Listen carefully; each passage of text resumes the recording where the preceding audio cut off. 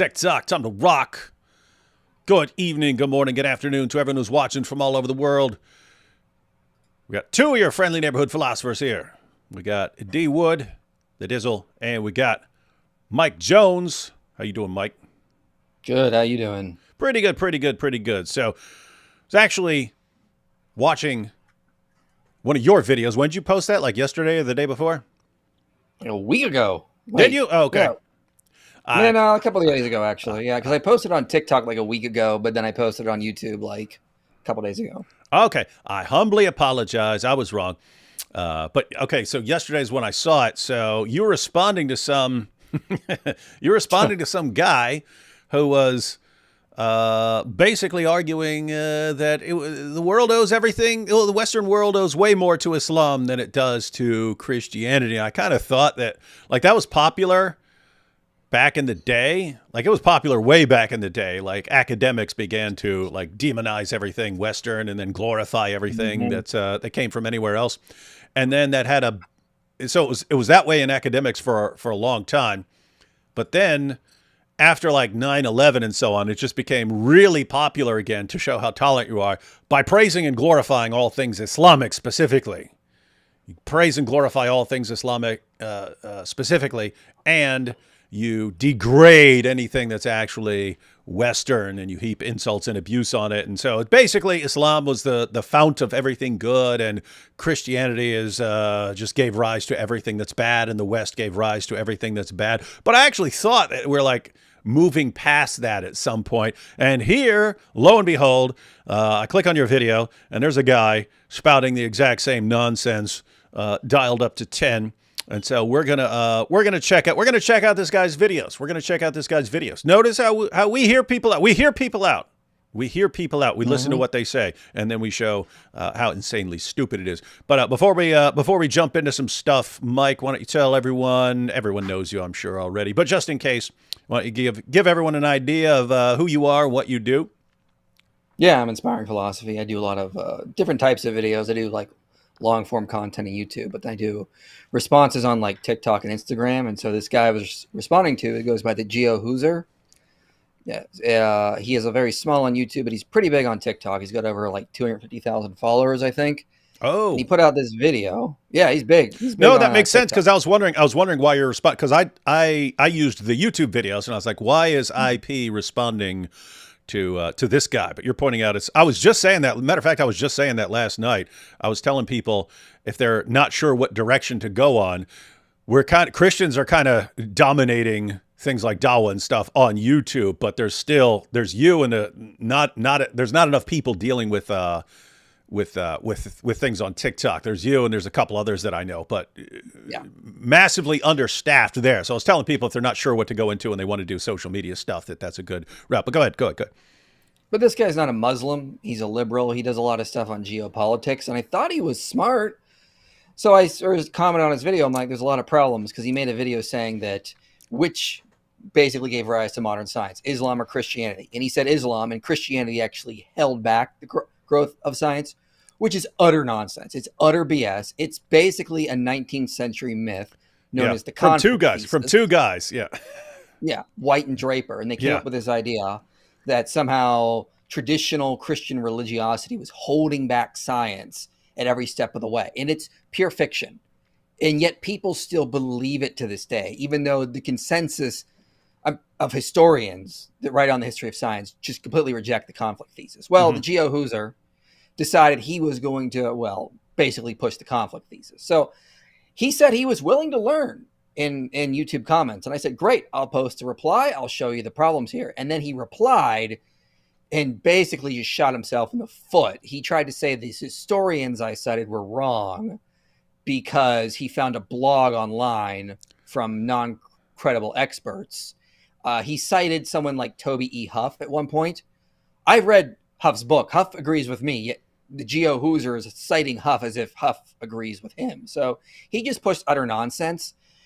I would say this disclaimer up front. Yes, Islam did contribute to the growth of science. Yes, in the Middle Ages, there were times where the Arab world was ahead of Europe by many centuries. What happened though? This is actually one of the main theses of Toby E. Huff's book, because he notes these two things. The Arabs were far ahead of us, and the Islamic worldview was giving rise to Arabic science. What happened? Because after this, we see the decline of Arabic science. The Islamic science just declines, becomes basically non-existent over a couple hundred years. And then Europe takes off, passes them up, and gives rise to modern science. So historians are trying to figure out, if the Arabs were so far ahead, why didn't Islam give rise to science? Why did Christian Europe give rise to modern science? And there's various reasons for that, which we can get into. But what I will say on the outset is, although Islam did contribute to the growth of science, that in Islam, it also contains limitations and factors that prevented science from becoming something greater, like it did in the Christian West when it became modern science. And there are aspects that Toby E. Huff and Edward Grant talk about that are in Islam that caused it to decline and not become something beyond a religious Islamic understanding of science. It never could become its own institution. It could never become modern science as we know it. So Islam did contribute to science, but also within Islam, there are limitations and problems that led to its decline within the Arab world. Yeah. You had contributions in Islam in the area of science and philosophy. While we're at it, what would happen was Muslims would conquer an area, and then they would all of a sudden gain access to a variety of books, and then the Muslims who were interested in that sort of thing would have to go to the caliph and say, hey, we'd like to look into these things to see if they can benefit Islam. And so you'd have a flourishing for a while of philosophy. So they had philosophers for a while who were still, if you study the history of philosophy, you'll study people like Averroes and Avicenna and so on. So these things would take off for a while. And it's the same thing with science. It's in the realm, usually in the realm of like medicine and engineering and so on. These were the relevant areas because these gave practical benefits to the Muslim community. And various cultures around the world have always had scientific developments in that sense, right? Like someone invents the wheel, someone invents various things that help make life easier. There were always advancements in mathematics. So like in India and China, in Greece, Egypt, the Middle East, so Babylon and so on, everyone's advancing in mathematics. For me, the real difference for the scientific revolution and why it just took off in Europe in a way that it didn't take off anywhere else before. And that's why they call it a revolution. There's a difference between scientific advancements and all of a sudden like this massive revolution. The revolution was one in terms of methodology. They actually clarified various methodologies for how to get closer and closer to the truth. And the other was, you're not just talking about advancements in how to build something or in a weapon or something like that. We're discovering the laws of the universe. We're uncovering the laws of nature. Mm-hmm. And for me, that was, I'm looking at that. Again, anyone can come up with various scientific advancements in, engineering, medicine, things like that. Figuring out the laws of the universe, the laws of nature, these neat little equations and so on. Christians had, I would say, because of their views, had a decisive advantage in that area because they viewed the universe as created by like this cosmic architect, this cosmic mathematician who's ordering everything with these precise laws and so on. So they had that belief, which if you had been, let's say, an atheist or something like that, you wouldn't have had that belief. Right. Think from an atheist, if you were starting from an atheistic perspective and you had no idea what the universe is going to be like, why would you think for a second that there are going to be these neat little mathematical equations behind everything? And like, why would you think that they're even going to be there? You wouldn't, and therefore you probably wouldn't go in search of them. Whereas Christians are kind of convinced beforehand, and they would spend years doing all the mathematical research to try and figure it out. Because in other words, they believed it was there, and then they went out to prove it. They went out to prove that it's there. Well, here's the distinguishing, because Islam also believes in one God that like gave laws to the universe. So, however, Christianity had some aspects that Islam didn't. For one, Toby E. Huff in his book basically points out that Christians had a very strong concept of conscience, rationality, that humans have a rational uh, ability to discover natural law. The Bible gives guidance, but it's not going to give us literally everything. Whereas in the Islamic world, Toby E. Huff and Edward Grant note is that they didn't have that as strong of an emphasis on the idea of the rational human discovering the laws. Everything had to come from revelation. They had a much stronger emphasis on authority. So the authority of the Quran, this is where you learn. This is the final say. Whereas in Christian Europe, the final say was actually natural law, because God created the natural laws. He created man's rationality so we can discover these types of things apart from revelation. So in Christianity, you had the concept of the two books, the book of scripture and the book of nature. Both we were meant to discover and learn from, and they were meant to help cohere with one another. Nature can help us better understand scripture. Scripture can better help us understand nature. It's not like that in Islam. In Islam, it's scripture. Everything is beneath it. And so they had a strong emphasis on authority, and that man did not have the rational endeavors to truly discover right and wrong. They needed revelation. So they put a much stronger emphasis on that. Because of that, you couldn't develop science in the same way. Another aspect is the idea of original sin. So original sin is this idea in Christianity, but it means man is fallible. Scholars like Noah J. Ephron will note what this led to was the idea, well, if we're fallible, we need to constantly do experimentation, keep fact checking to make sure we're getting accurate results. That's also lacking in Islam. So they had a very strong emphasis on the idea that the oral reciter of traditions was, in some ways, could be infallible, depending on what traditional line you look at. And this, again, Toby E. Huff talks about this. So they put far more strong emphasis on that authority, revelation. So you have basically in Islam, they separated two forms of sciences, the foreign sciences and the religious sciences. The religious sciences were anything that could be used to help Islam. They developed trigonometry so they could calculate where Mecca was to determine how to build a mosque and how to pray. They needed to do astronomy for calculating Ramadan, these kinds of things. But when they figured that stuff out, Huff says that was the end of it. That once it was beneficial to Islam, done. They didn't want it to develop into its own endeavor. So Edward Grant notes in Christian Europe, they had the separation of church and state. They developed their own scientific institutions that could become their own thing and just start discovering the world for the sake of discovering the world. So there were various principles in Christianity that allowed modern science to become what it was. Islam helped with that, but it stagnated it because of principles in Islam. Christian Europe took over knowledge they got from the Greeks, from the Romans, in the Islamic world, and then they just boomed because the principles in Christian Europe allowed for this. So both contributed to science. Christianity went further. Yeah, the big three factors, as far, because I had a debate with Michael Shermer on the existence of God, but it's funny because I looked up his academic background, and his PhD is in the history of science. And I was like, oh, let me build my entire case on the history of science. So I built my entire case on the history of science.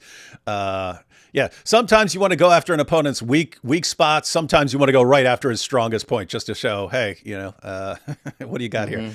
So anyway, the biggest three issues that I have, we've touched on two of them. So one, that Christians believed in this sort of divine architect and so on, this divine mathematician. And I have to say that the Allah of Islam is a bit more capricious. So I don't think they have it to the same extent that Christianity does, but at least they believe in a designer who makes the world and things like that. So they have part of it. But as you're pointing out, there's a different view of what human beings are. And so in Christianity, we're created in the image of God, right? And, people, you can there are multiple interpretations of what that means, because the Bible doesn't say exactly what that means, but it has something to do with our cognitive faculties and our abilities and so on. And so by the time you get to a flourishing Christianity, by the time you get to the period where science is about to take off, they view themselves as, it's like we're created for this kind of thing. We're created to figure things out. We're created to somehow connect with God's ideas and so on. And so it was, one, the universe it's what philosophers call intelligible. It's intelligible. It's capable of being understood. But two, we're the kinds of things that can understand it. So there are other things that can't understand the laws of nature. We're created to be the kinds of things that can understand this. And since the laws are out there, we're the kinds of things that are created to go out and be able to do it. Then why wouldn't we want to do that? And so that's two of the three. The third one is that they viewed it as like good. There's something good, like really, really good. They regard it as a form of worship, that if you go out and you figure out something about how God is regulating the universe, how God is running the universe, you've just made a contact with the mind of God. And so, I mean, it's almost like being in worship and singing a worship song for them. You're actually like making a connection with the divine and so on. So they had these ideas. Islam is lacking two of those. I mean, I can think of two passages in the Muslim sources where if you want to, I shared my screen. If you want to put this book on, I can show you right in the passage what I was talking about. It's kind of like what you're going on about too. Let's see. There we This go. is Toby E. Huff's book. Yeah. So you can see here he says Christian philosophy and theology in the 12th and 13th centuries unequivocally declared man to be the possessor of reason. In this capacity, enabled him to decipher the most mysterious puzzles of God's creation. It also enabled man to decipher the mysteries of the divine word itself, unaided by revelation, without the need for prevarication. This outlook stands in contrast to Islamic thinking of the time. Whether one speaks of the philosophers or the theologians, for among the latter, it is clear that the Ash'ari, I don't know how to say that, Ash'arite view of man and nature. Oh, Ash'arite. Okay. Ash'arite view, based on Islamic atavism, known as occasionalism, was very much opposed to the well-ordered, even mechanistic and physically determined concept of the natural order that evolved in the writings of the Christian theologians of the 12th and 13th centuries. So he goes on to say, to be sure, the Arab philosophers did develop Platonist philosophical views that were offensive to the religious elite of Islam, but they did not elaborate the rationalistic or mechanistic worldview that the European Platonists of the 12th century built on Plato's edifice. Even more in the contrast, the dialectical theologians of Islam could not embrace the naturalistic image of nature composed by causal forces of nature, and above all, would not tolerate the idea that events described in the Quran could be explained by naturalistic accounts. So as you can see, they had this aversion to interpreting the Quran through the use of natural sciences very early on. They had a much stronger emphasis on revelation. If it didn't come from Allah, we got to be very skeptical of these kinds of things. Whereas this was the exact opposite in Christian Europe. So he goes on to say, like, conversely, such a tradition never developed in Islamic thought in its absence in contemporary sources of objections to fictionalizing the people and events of the history of Islam. So basically, Islam was just it gave rise to interesting mathematical and scientific ideas when it benefited Islam. When it didn't benefit Islam, or they saw no way it could benefit Islam, it was kicked to the curb. And Huff goes on to note in his book, there were book burnings in the Islamic world where they were burning the natural scientific books. Anything they were getting from the Greeks, sometimes they'd be like, you know what, this is contradictory to Islam, or it's not helping Islam, let's get rid of it. It's not so much just that the Mongols came in and burned everything. Sometimes they were burning their own books. And so as far as I could put together, what you have, it's like the mother of all scientific hypotheses that you ended up with in Christian Europe, in that once you put together the ideas that the universe can be understood, two, we're the kinds of things that can understand it, and three, it's good that we do so, then keep in mind, you don't know what the law of gravity is. You don't know what these little laws are yet. You have to believe that they're out there before you actually spend years doing the research to try and figure one of these out. But it's like one massive scientific hypothesis in the sense that if we're right about what we believe about the universe and about us, then we're going to be able to go out and figure this out. And it's going to be good when we do it. Mm-hmm. And it's just interesting because if you were starting from an atheistic framework, why would you think that the universe has these neat little equations too? Why would you think that you're the sort of thing that's capable of figuring these things out? Your cognitive faculties haven't been selected for that sort of thing. They've been selected to help you find food and a mate and so on. Why are you going to think you're going to be able to get to these equations at the bottom of the universe? And three, why would you care if it's not something that's specifically helping you? Then if it's just knowledge for the sake of knowledge, why would that be a good thing as it was among Christians? So again, Islam lacked two of those. Atheism, I would say, lacks all three. Christians had all three, and it's kind of put forward as a big scientific hypothesis where the universe can be understood. We're the kinds of things that can understand it. If we're right about what we believe about the universe and ourselves, we're going to be able to understand this. And so I actually regard every scientific hypothesis ever from that time on as confirmation of that original scientific hypothesis. Every time a scientist in his lab is doing something and confirming or disconfirming a hypothesis, he's confirming that original scientific, the mother of all scientific hypotheses, that we're the sorts of things that can go out and figure these things out. Now, quick objection here from Wu Li. Inspiring philosophy, then how science flourished under commies.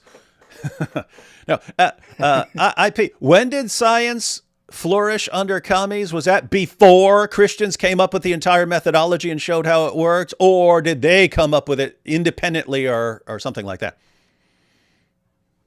Yeah, well, you're absolutely right. And if you read Tom Holland's book, Dominion, he notes that like basically communism borrowed extensively from the Christian worldview and just perverted things. So, I mean, like this is one of the main theses of his books, that Christian thought has saturated the whole world. You can't get away from it. So even ideas that are like communism, which are vehemently opposed to Christianity, are still borrowing from the Christian worldview in ways.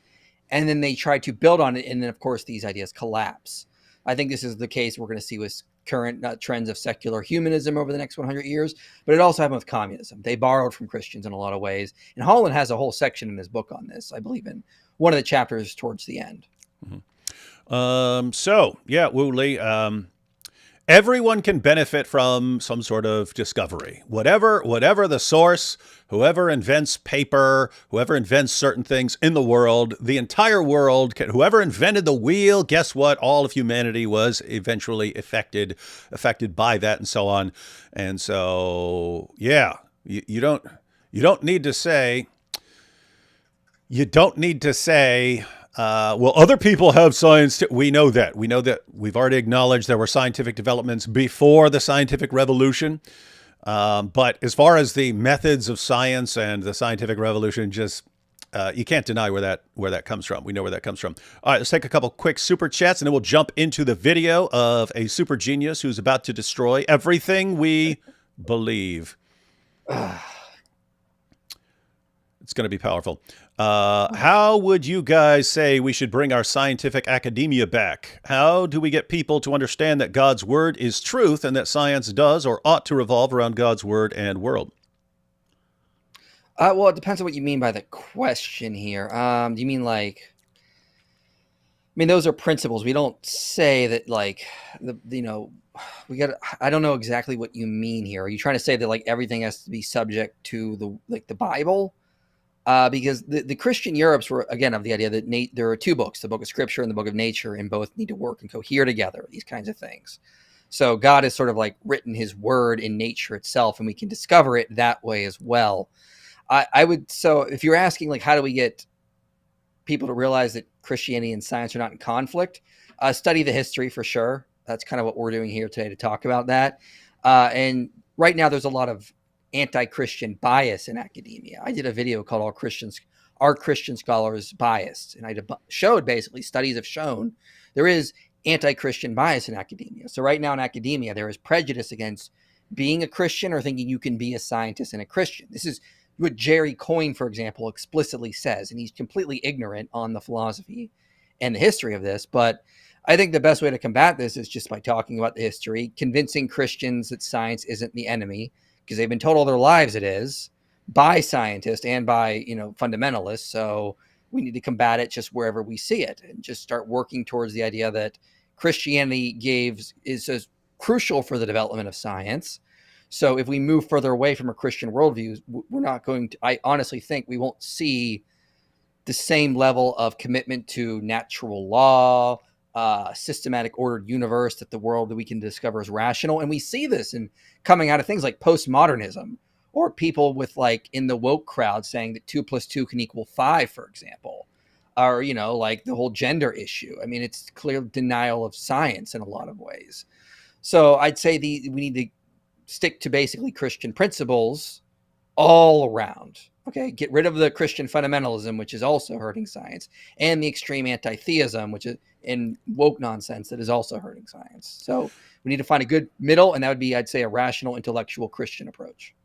Yeah, it's interesting in that, you know, after the scientific revolution, I mean, people thought of like Christianity and, you know, and science as really good buddies until White and Draper came along. They we need to do shows specifically on them and how they just like massacred the history of science. But they're writing to people who hadn't read these sources and so on. They're like just I mean, horrible, like the worst of the worst quote mining, to where you'll quote someone and make it say the exact opposite of what the person was actually saying. But the people your audience, they're not familiar with what Augustine said over here, so they rolled with that.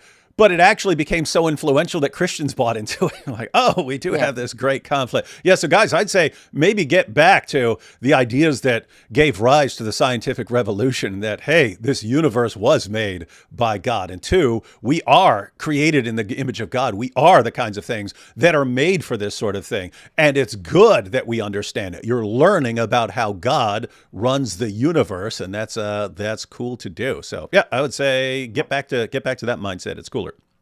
There's a recent book came out a few years ago called Of Popes and Unicorns by David Ungariano and David Hutchins. And it's basically just showing how Draper and White were really wrong. And it's written for like a layman audience. So recommend that book. Yeah. Any of you know how I can evangelize when I deal with social anxiety? I stutter often in confrontations and debates, and my mind struggles to keep up.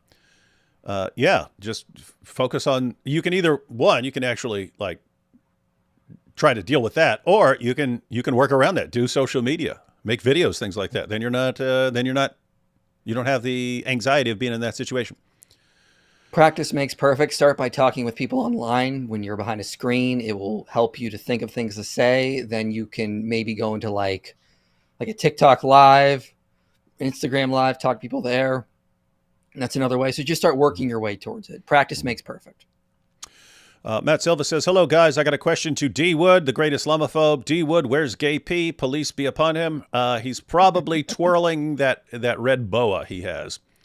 IP, you rebut many... Good question here. IP, you rebut many TikTokers. Why not Mike Winger? Ooh, hypocrite. Because he's not worth my time. There we go. I got more important things to do. There we go. Not even worth the time. Not even worth the time. Thank you for inspiring me to refute Islam on TikTok. Shameless plug. Hey, there you have it, ladies and gentlemen.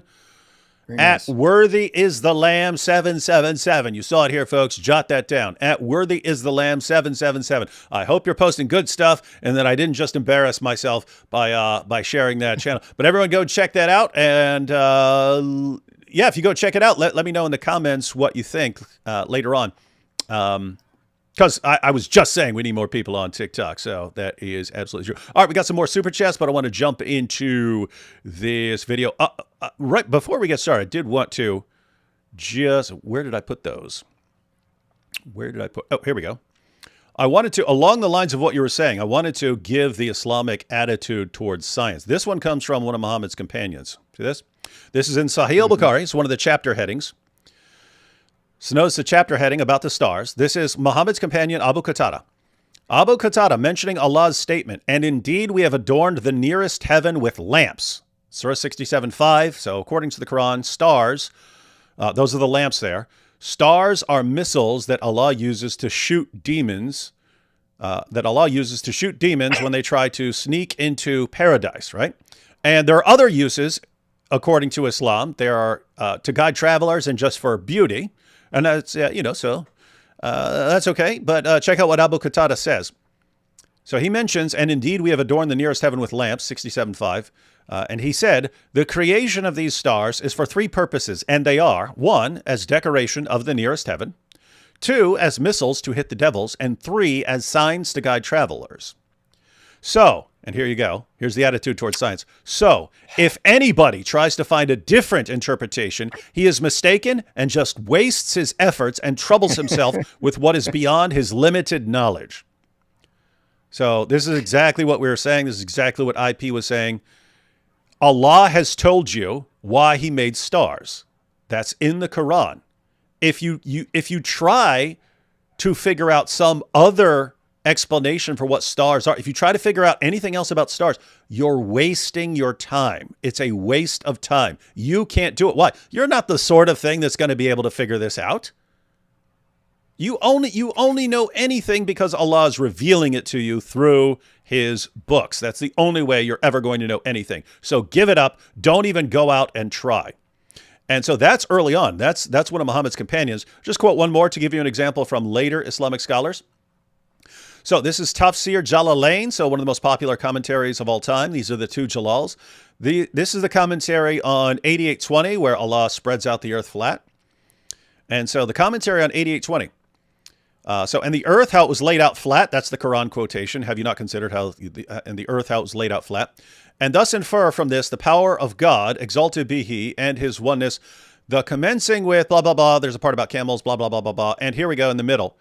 As for his words, sutihat, laid out flat, this on a literal reading suggests that the earth is flat, which is the opinion of most of the scholars of the revealed law, and not a sphere, as astronomers have it, even if this latter does not contradict any pillars of the law. So look at what's going on here. It's the experts in the Quran know that the earth is flat because of the Quran.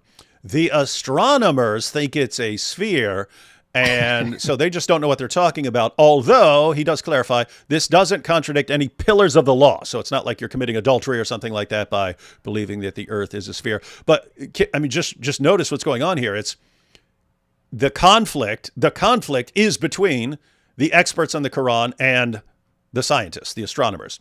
So you do have this idea built into Islam from the very beginning, and it carried its way through to the great Quran commentators.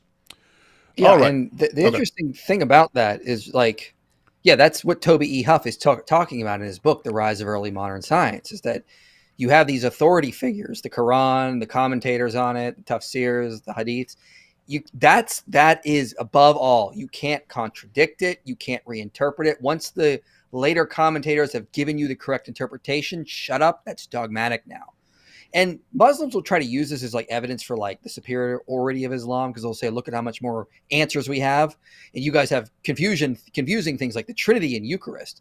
But Edward Grant, in his book, The Foundations of Modern Science, actually points out in the last chapter that when Christians were encountered by things like Trinitarian theology, hypostatic union, the Eucharist, they didn't know how to fully explain these things. They were mysterious. So they came up with new language they got from Greek philosophy. They came up with new terms to try to explain this. Grant then notes that language filtered into the study of natural philosophy, which later became science, and helped it grow. So just having a little bit of mystery causes humans to think, I got to find a way to explain this. And that gave Christians of Europe new language, which filtered into the sciences that helped it to flourish and grow.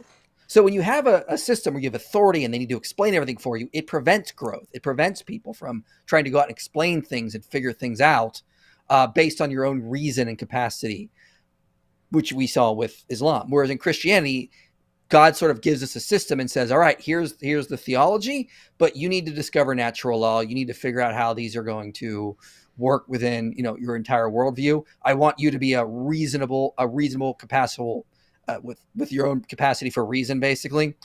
Figure these things out. I'm helping you, but you have to come along and become a reasonable agent, or figure this kind of stuff out. And that helps theology, philosophy, and science grow. It's interesting. Like there's the method in the Middle Ages for studying theology and so on. Very interesting. They'd start off with a problem, and then you come up with your solution to the problem. So your hypothesis about what it is that deals with this. And then you show how this accounts for this amount of data in the Bible, in the scripture. And then other people would point out, but it doesn't account for this, and you're going against this. Mm-hmm. And so you either have to drop your hypothesis or you modify your hypothesis so that it takes into account more of the data.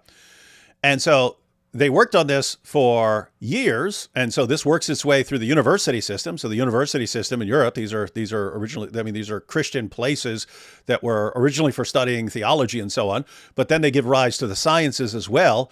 And then they just use the same method, but they use it with the universe. So the same method they're using with theology. Here's my hypothesis for solving this issue and so on. And then, okay, how well does it account for the data? Oh, it doesn't account for this data. Okay, let me modify it so that it accounts for the data better. And you just end up applying that to the universe. And so you're talking about the two books. They had the method from the one book and they say, hey, let's apply this method to the other book. And yep, interesting stuff.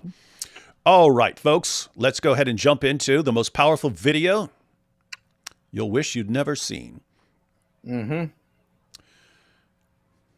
Which religion advanced Western civilization more, Christianity or Islam? The answer is Islam, and it's not even a question. You might be thinking that Europe made all of these advancements and they were Christian nations. And it's true, Europe was Christian and they made all of these scientific advancements, but they did that in spite of the church. Galileo, Dante, Marco Polo, Giordano Bruno were all great thinkers, scientists, and mathematicians who were imprisoned or executed by the church because their teachings went against dogma. So you can pause it there. That was so massively misleading. I was thinking about the Bruno example, but that was so massively deceptive. I would not. So we're under 30 seconds into this video. I would already not trust this guy at all, just based on what he did there. Yeah. Go ahead. This is total nonsense. For one, Marco Polo and Dante were not really considered natural philosophers. I don't know where he's getting this. And they weren't in prison for having things that went against the church. Dante was like praised for his like Divine Comedy and whatnot. He was not someone who the church hated. Like, I don't know what he's talking about, where he's getting his information. He'll bring up Bruno. Okay, first of all, the Christians, the church never persecuted anyone for doing science. That is a myth. That never happened. Bruno was executed for theological views. He joined a specific Catholic order, which said you have to believe X, Y, and Z. He didn't believe X, Y, and Z, so they executed him. Now, I don't agree he should have been executed. That was wrong. Could have been excommunicated, kicked out. So they went too far there, obviously. But he wasn't persecuted for practicing science. He wasn't really even a scientist. Some historians basically describe him as like a mystic. He was kind of like the Deepak Chopra of his day in many ways. He scolded Copernicus for relying too much on measurement and not on intuition. So this was not like some great scientist discovering things. He was having his own metaphysical ideas. He brought up Galileo. One second. I just wanted to comment on Bruno, because this is what I'm just saying is massively deceptive.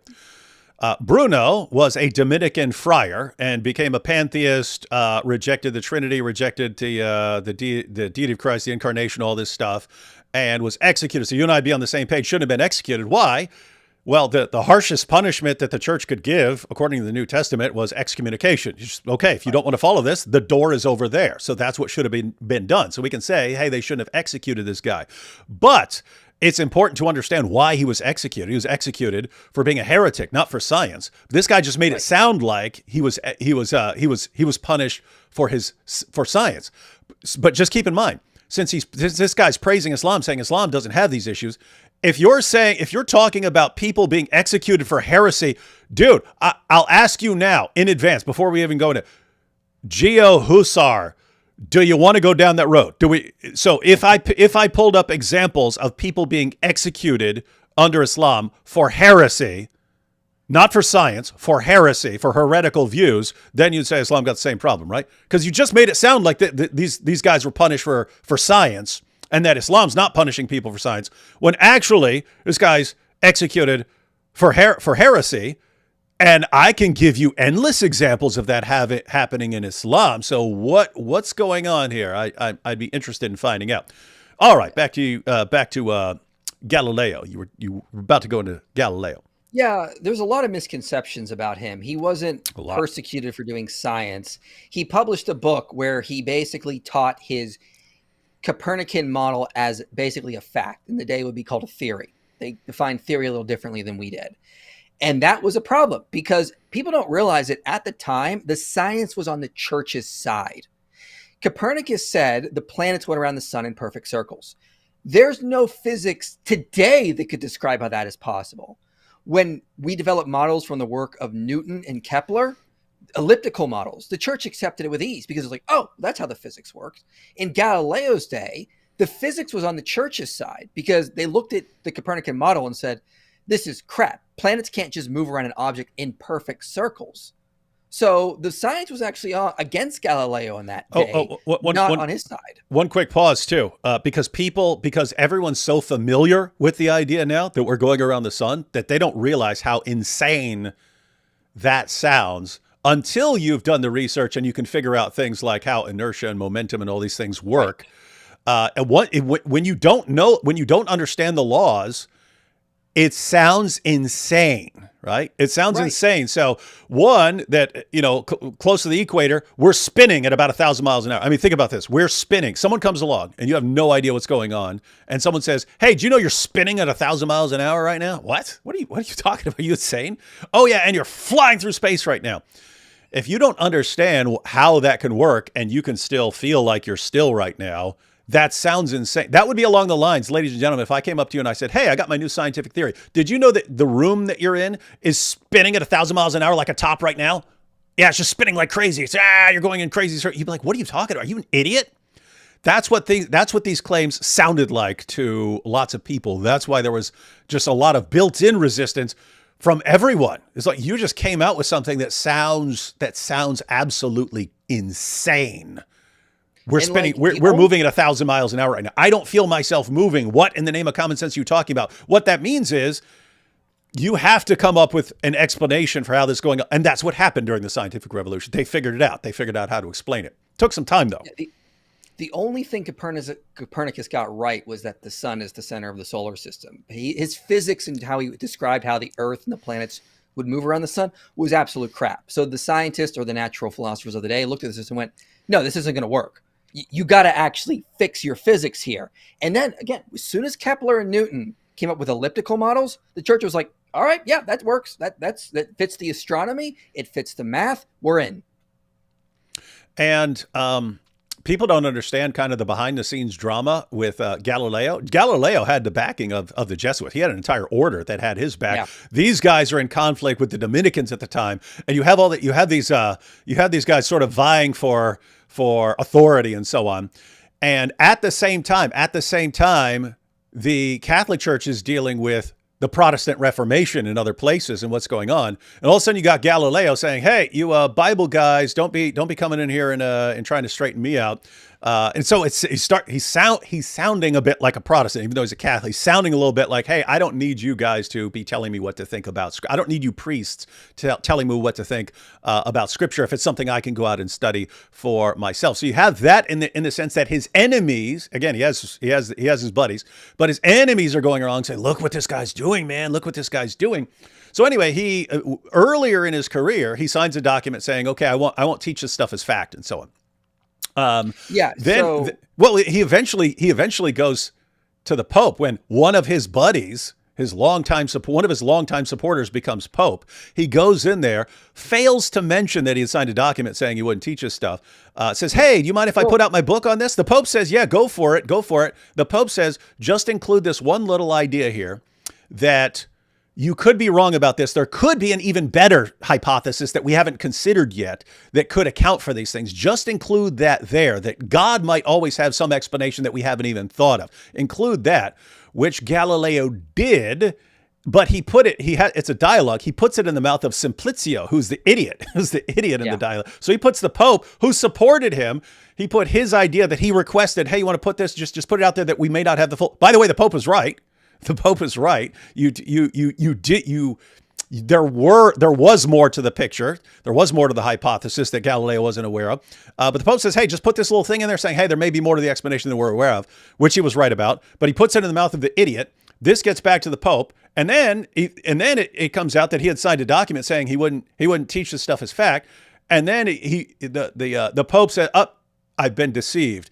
The Inquisition was all they were going to require after the investigation, they were going to require Galileo to say, I inadvertently forgot that I'd agreed not to do this. And so, oopsie, and that would have been it. That was the punishment. By this time, the Pope was really ticked off. And he's like, whoa, this guy just duped me to my face and called me an idiot. Yeah. And so, all right, no more Mr. Nice Guy. And they sentenced him to house arrest at his beautiful, beautiful house. So that was... And yeah. It was a political. It was political. That's what Galileo was cocky. He made political attacks against the Pope. And then they responded by basically having him recant, saying, hey, this Copernican model, which goes against everything we know about physics, is just an hypothesis. It's not a theory yet, aka fact. And then when he did, he still talked about it after this when he was under house arrest. He didn't just abandon it. He just didn't ever go around with the cocky attitude saying it's a fact. Galileo was not perfect. He contributed greatly to the development of science, but there's a lot more complexity going on in the Galileo affair people just don't know about. Yeah, and it's just amazing that the champions of reason, they distill everything down to, Galileo, he tried to do science and the church just crushed him. And that is the standard.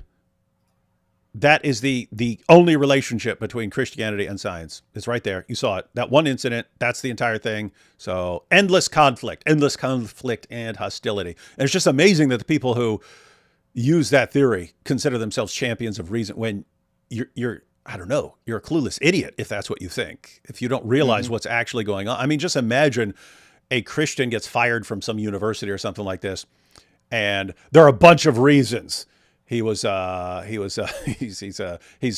cheating on his research, and he's plagiarizing sources. There's all these things behind the scenes.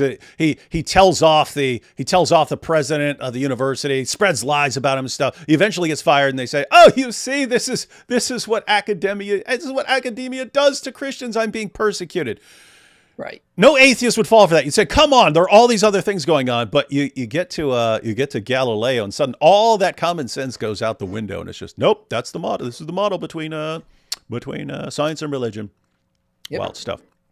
And so, but to their credit, the new atheists do think that this is like religion in general, and science, versus science. But this guy's like, nope, that's just Christianity. It's Islam is great. So let's get back to this. Walking clown emoji. Nicholas Copernicus did not allow his work to be published until after he passed away, which means that the evolution of science, mathematics, and just human thought evolved despite the church. Okay, not because of it. Okay. What, did you just hear what he said? He said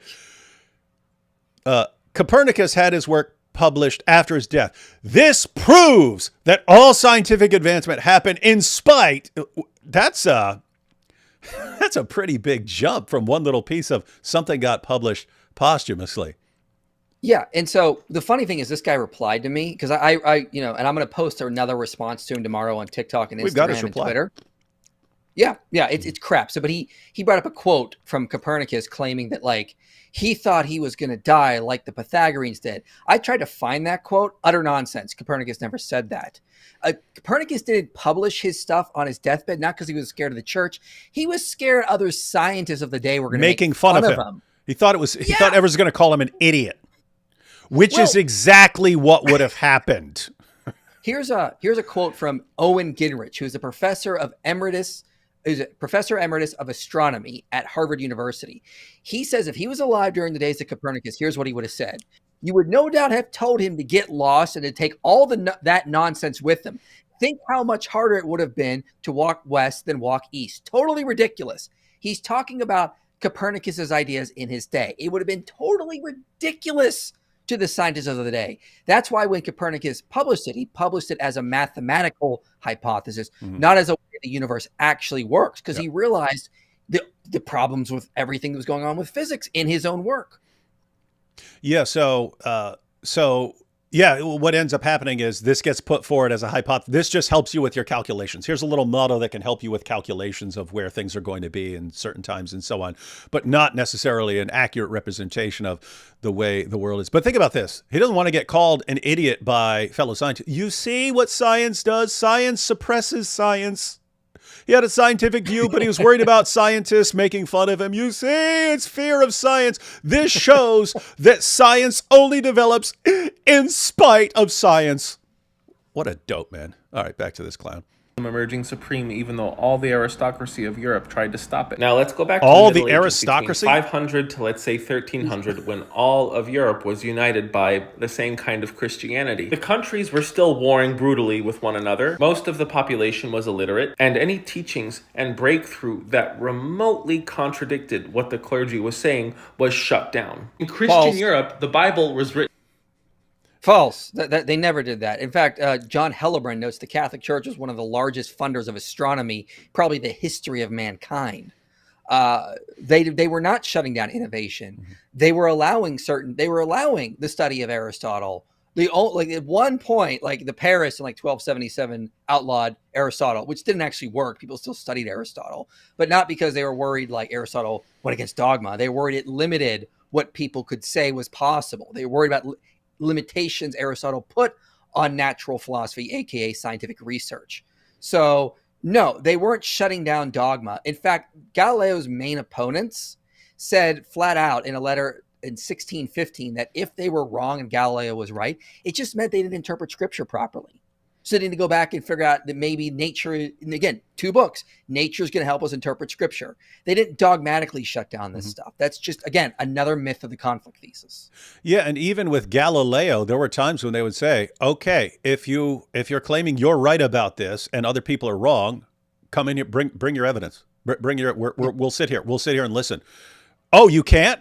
And he could. There were times he could. Later developments would allow him to do it, but it was at the time he couldn't prove this. It's like, wait, you have no evidence for this. You have no evidence for what you're saying right now. So anyway, the point is, it's not. He's saying something different. Kill him. And I mean, think if this guy had such awesome what examples did he give? Bruno, nothing to do with science. His view is nothing to do with science. Galileo. He was doing science, but the reason he ticked off people, including the Pope, weren't because of the science. That was ultimately, they used that as a justification for coming after him, but it was other issues. And so it's like, wait a minute, if there's this clear hostility between Christianity and science, you should be able to give examples that aren't deceptive. And he hasn't given any yet. He's just said some stuff in Latin, which only a small percentage of the population was able to understand. So if you were a regular farmer, you would just have to trust the priest to say, yes, what I'm reading to you is actually in the Bible. While in the caliphates, the Quran was written in Arabic, and if you could read Arabic, you could read the Word of God. If you could read Arabic, how many people was that? How many people? Even the prophet supposedly couldn't read Arabic. And the exact opposite was going on in the Muslim caliphates. While the Christianization of Europe just led to more war and barbarity, unity was actually taking place in the Middle East. And that's just false. Hold up. I want him to repeat that. So while Europe is just endlessly fighting and slaughtering each other and so on, in the Muslim world, it's unity and harmony. Hold on, hang on. Fortunately, I have a friend who literally wrote the book on the history. Let's just hear this guy out one more time and make sure that's what he said. You could read the Word of God. And the exact opposite was going on in the Muslim caliphates. While the Christianization of Europe just led to more war and barbarity, unity was actually taking place in the Middle East and Northern Africa. The ancient cultures of Persia and Egypt merged with the center at Baghdad. The largest city in Christian Europe, if you do want to include the Byzantine Empire, was Constantinople, which had a population of about 400,000 people.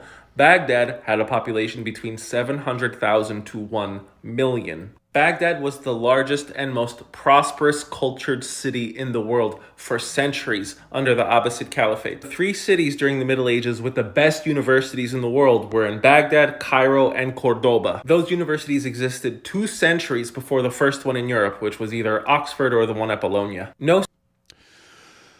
Oh my goodness. Yeah, literally every sentence this guy says has a problem with it. For one, the Muslim world did not have independent universities. They had religious schools, and everything had to be subject to the Islamic teachings and rules. They weren't the what are they called? The madrasas. They weren't teaching natural philosophies. They weren't teaching the sciences, only if it helped Islam in some certain way. So these were not independent universities, which was a purely Christian European invention. Independent universities with their own governing board. They could do what they wanted. They weren't beholden to like a sponsored state or something. They could operate fully functionally independent. That was an invention of Europe. So Christian Europe. So you had proto universities throughout the Islamic world, no doubt. Like the madrasas did teach a lot of religious stuff. They did teach some aspects of science if it benefited Islam. But again, Toby E. Huff just notes that they were not universities in the sense of the European, what the Europeans developed. It just is not there. This guy's making it sound like they had the best schools of all time, and they're doing all this great stuff and all this great science, and then Europeans came along and figured things out later. Yeah, I mean, they did. I mean, I'm not going to deny the Arabs did not figure. The Islamic world did figure out a lot of things, and then the Europeans took it and built on that. But Islam, it all had to be subject to the authority of Islam. They couldn't allow science to develop into its own institution apart from Islam. And when they tried that, the people that did that were, basically persecuted as heretics. There were book burnings that Toby E. Huff documents in his book, The Rise of Early Modern Science. So they didn't let it ever become its own thing. So they made advances, and then Islam, when they figured out the authorities, they figured out the decisions on everything, the legal precedents, there was no more room for growth. So this is why we see a decline of science in the Arab world, starting like the 1300s, 1400s, 1500s, and Europe just shoots up because Christianity did not have those limitations on science. I just messaged Robert Spencer to see if he's would like to comment on the unity. This is so weird. It's like I mentioned that this was like I thought this was dying out. I thought hang on, here we go.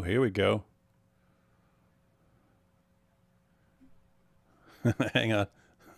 Let me get Robert in here. All right, get him in here. Let's see. Hang on, it's not letting me select my views. I do not understand this new setup here, man. Amateur hour. Every time I'm streaming with David Wood, hang on. Let me go back to. Okay, I can do it over here. I can't do it while. Okay. Hey, Robert. Hey, gentlemen. Good evening. Hey, how you doing? Never better. But I tell you, I've been watching all this time, and this guy's driving me crazy. Is he? Yeah. Can I give you a few little bits of information? Not only, David, did I write The History of Jihad, which I happen to have right here. There it is. The History of Jihad from Muhammad to ISIS. But 17 years ago, when you guys were in third grade, I wrote Religion of Peace, Why Christianity Is and Islam Isn't, which is a book you can still find out there. And I wanted to quote from Maimonides, the great 12th century Jewish philosopher who had quite a lot to do with the Islamic scientists of his day.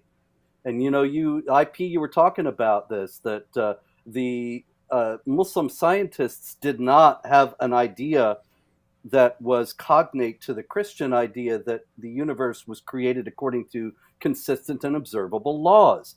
And this is the basis of all science. Without it, you can't do anything. And so Maimonides says this is what the Islamic philosophers thought. And I quote, "Human intellect does not perceive any reason why a body should be in a certain place instead of being in another. In the same manner, they say that reason admits the possibility that an existing being should be larger or smaller than it really is, or that it should be different in form and position from what it really is. That is, a man might have the height of a mountain, might have several heads, and fly in the air, or an elephant might be as small as an insect, or an insect as huge as an elephant. And this method of admitting possibilities is applied to the whole universe, because they're bound to do that because they understand Allah as absolute will." It's very simple that, in the Quran, chapter 91, verses 7 and 8, Allah says that he put into the soul both good and evil. Whereas in Christianity, we understand that God is good and created the world good, and evil is an absence or rejection of God. It's not something God put within us. And so this is a very crucial distinction, because if you understand that that God is good and created the universe, then the universe is also good, and you can understand or expect, as David was explaining earlier, expect consistency. when you observe it. Whereas if Allah is absolute will and can be good or evil, and you cannot say anything really about him, because that would be chaining Allah's hand, as the Jews are accused of doing in chapter 5, verse 64, then you can't have any basis for science. It's all speculation based on what Allah is not bound to ever do. He might do something else tomorrow. Now, Robert, we just heard from a good friend who was talking about, hey, while Europeans were busy fighting each other, there was unity. There was unity in the Muslim world. Christians were fighting, Muslims had unity and peace. And this is why science really, really took off. And for the life of me, I can't think of which time period he's thinking of that's relevant to science, because they were fighting from the very beginning, weren't they? Yes. And he told us, didn't he, which time period he was talking about? He was talking about up through the 13th century. So I believe he said from the 5th to the 13th. So that only applies to from the 7th to the 13th when you're talking about Islam. But first you've got the rightly guided caliphates, the Khalifa Rashidun, and 3 of the 4 were murdered. 3 of the 4 original were murdered. 3 of the 4 original rightly guided caliphs. So all of them companions of Muhammad, and they're all murdered. Yeah, and not only was Ali murdered, the last one, but Aisha, Muhammad's famous child bride, led a civil war against him and got Muawiyah ultimately to supplant him as caliph. Hold on. Massive civil war. Yes. Wait. So you're telling us here, this guy's talking about what great unity there was. You're talking about the first generation of Muslims. And you said Aisha and Ali.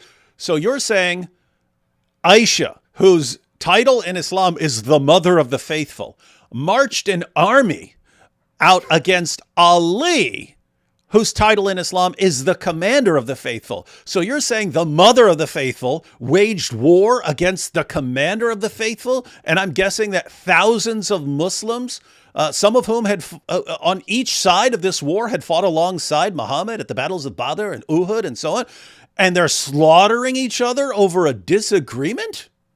You are correct, sir. And it didn't end there, of course, because then after you have Muawiyah defeat Ali, then you've got Hussein, that is in the lineage of Ali, being defeated by what was the guy's name? What was his Muawiyah's son? I'm blanking on it. Uzayd. Anyway, he kills him at Karbala in 680, and that's the beginning of the Sunni Shiite split. Then you've got the Umayyad Caliphate, which kills all the Shiite leaders, all the Shiite imams, one after the other. And the Umayyad Caliphate is the lineage of Muawiyah that becomes a hereditary monarchy in Islam until it is violently overthrown in 750 by the Abbasids. And then you've got dissident Umayyads forming the Caliphate of Cordoba in Spain in the 10th century. You've got them being supplanted by the Almohads in the 11th century. You've got the Shiite Fatimid Caliphate around the same time in Egypt. You've got the Mughals in India, who never accepted any of the caliphates, and they're all fighting each other. So I don't know at what point he can't even identify at any point in his 600 or 700 year period that there was actually peace and unity in the Islamic world, if he really knew anything about it. Yeah, and this is it really seems like these people who absorb some idea from some college professor 20 some years ago, and it just kind of gives them a feeling of, this is what I feel must have been the case back then. Christians over here slaughtering each other, and Muslims over there living in peace and harmony until Christians taught them that they need to fight and stuff. And then it's just all fantasy. It's not based upon any study, any research, any facts at all. But as long as it makes you feel like you're the good one in the discussion, hey, I'm the good, tolerant one, not like all these other bigots and so on. You can't pry these people's views out of them, no matter how insane they are. That's always it. Robert, there's actually a study that was done called The Influence of Religion on Interstate Armed Conflict, Government, Religious Preference, and First Use of Force by Davis Brown. He looked at 3 religions, Christianity, Islam, and Buddhism. Buddhism was non-significant. It didn't correlate with more war and conflict or less. Christianity was negatively. So if you're a Christian state, you're far more likely to engage in war. It's negatively correlated with war. Islam, to your surprise, in the study was positively associated with more war and conflict. So one was positively, that's Islam. Buddhism, non-significant. Christianity, negatively associated with war. What a surprise. But don't tell him that, because this guy has never heard of any of that. All right, let's get back to this video, because I think he's going to talk about Islam in Spain, I think.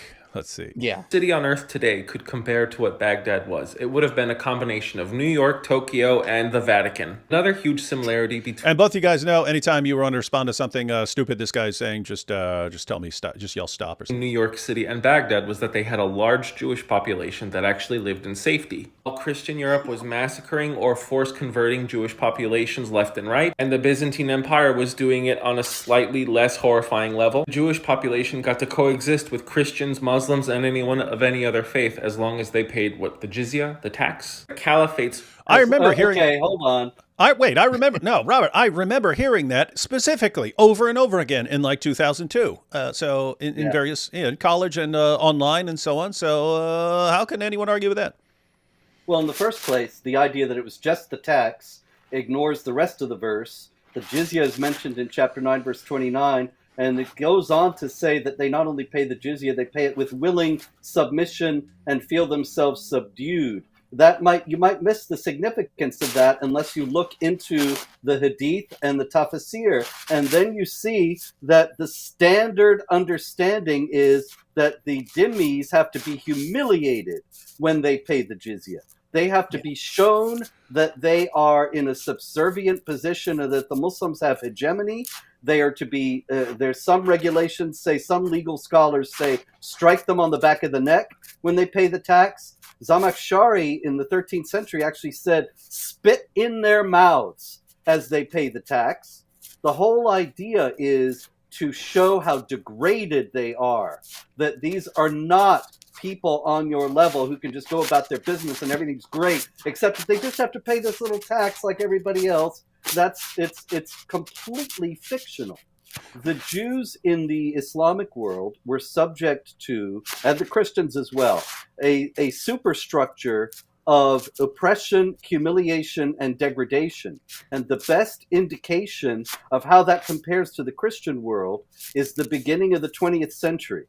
The beginning of the 20th century, before all the bloodshed and everything else we can argue about that. But in 1900, there were 18 million Jews in the world, 17 million were in Europe, and 1 million were in the Islamic world. There's a reason for that. They were voting with their feet.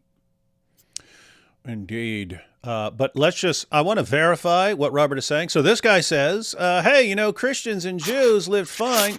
Right, someone's microphone is rubbing up against something because I can hear it scratching. That would be Robert's. Yeah, I muted myself. It's not me. Oh, I'm sorry. I got this cast, and I hit it against the desk. Okay.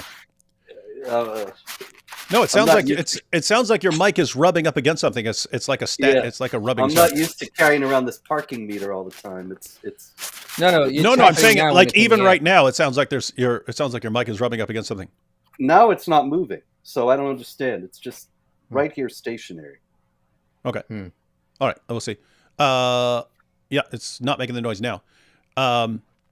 Let's just check on, because this guy says, hey, Christians and Jews are fine as long as they pay the jizya, and he just passes by that like that's nothing terribly significant. So here's 929. So it's a command to fight those who believe not in God nor the last day, nor hold that forbidden which hath been forbidden by God and his apostle, nor acknowledge the religion of truth, even if they are of the people of the book, so that's Jews and Christians, until they pay the jizya with willing submission and feel themselves subdued. So pay the jizya with willing submission and feel themselves subdued. Now let's just check out Ibn Kathir commenting on what jizya is.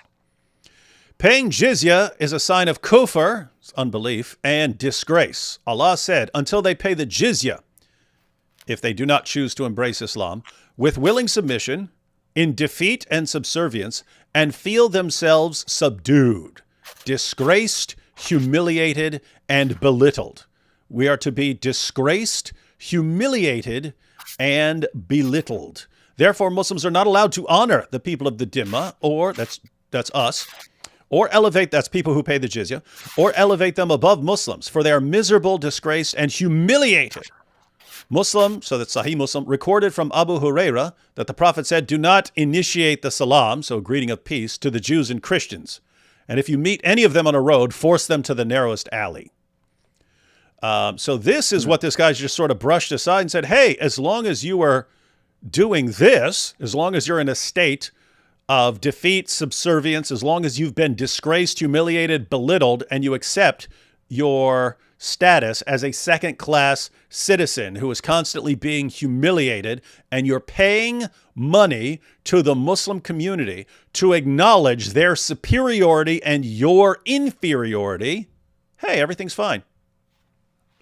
And guess what? From an Islamic perspective, yes, as long as they're keeping their mouths shut, not preaching, showing just showing that they regard you as inferior and paying you tribute money, yeah, leave them alone. Well, that's great. That's great. That's a wonderful world we all want to live in. All right, let's see a little more. See what this guy has to say. We're much more tolerant of diversity than any of their current peers. Muslims were much more tolerant of diversity than their current peers. Wow, wow, wow, wow, wow.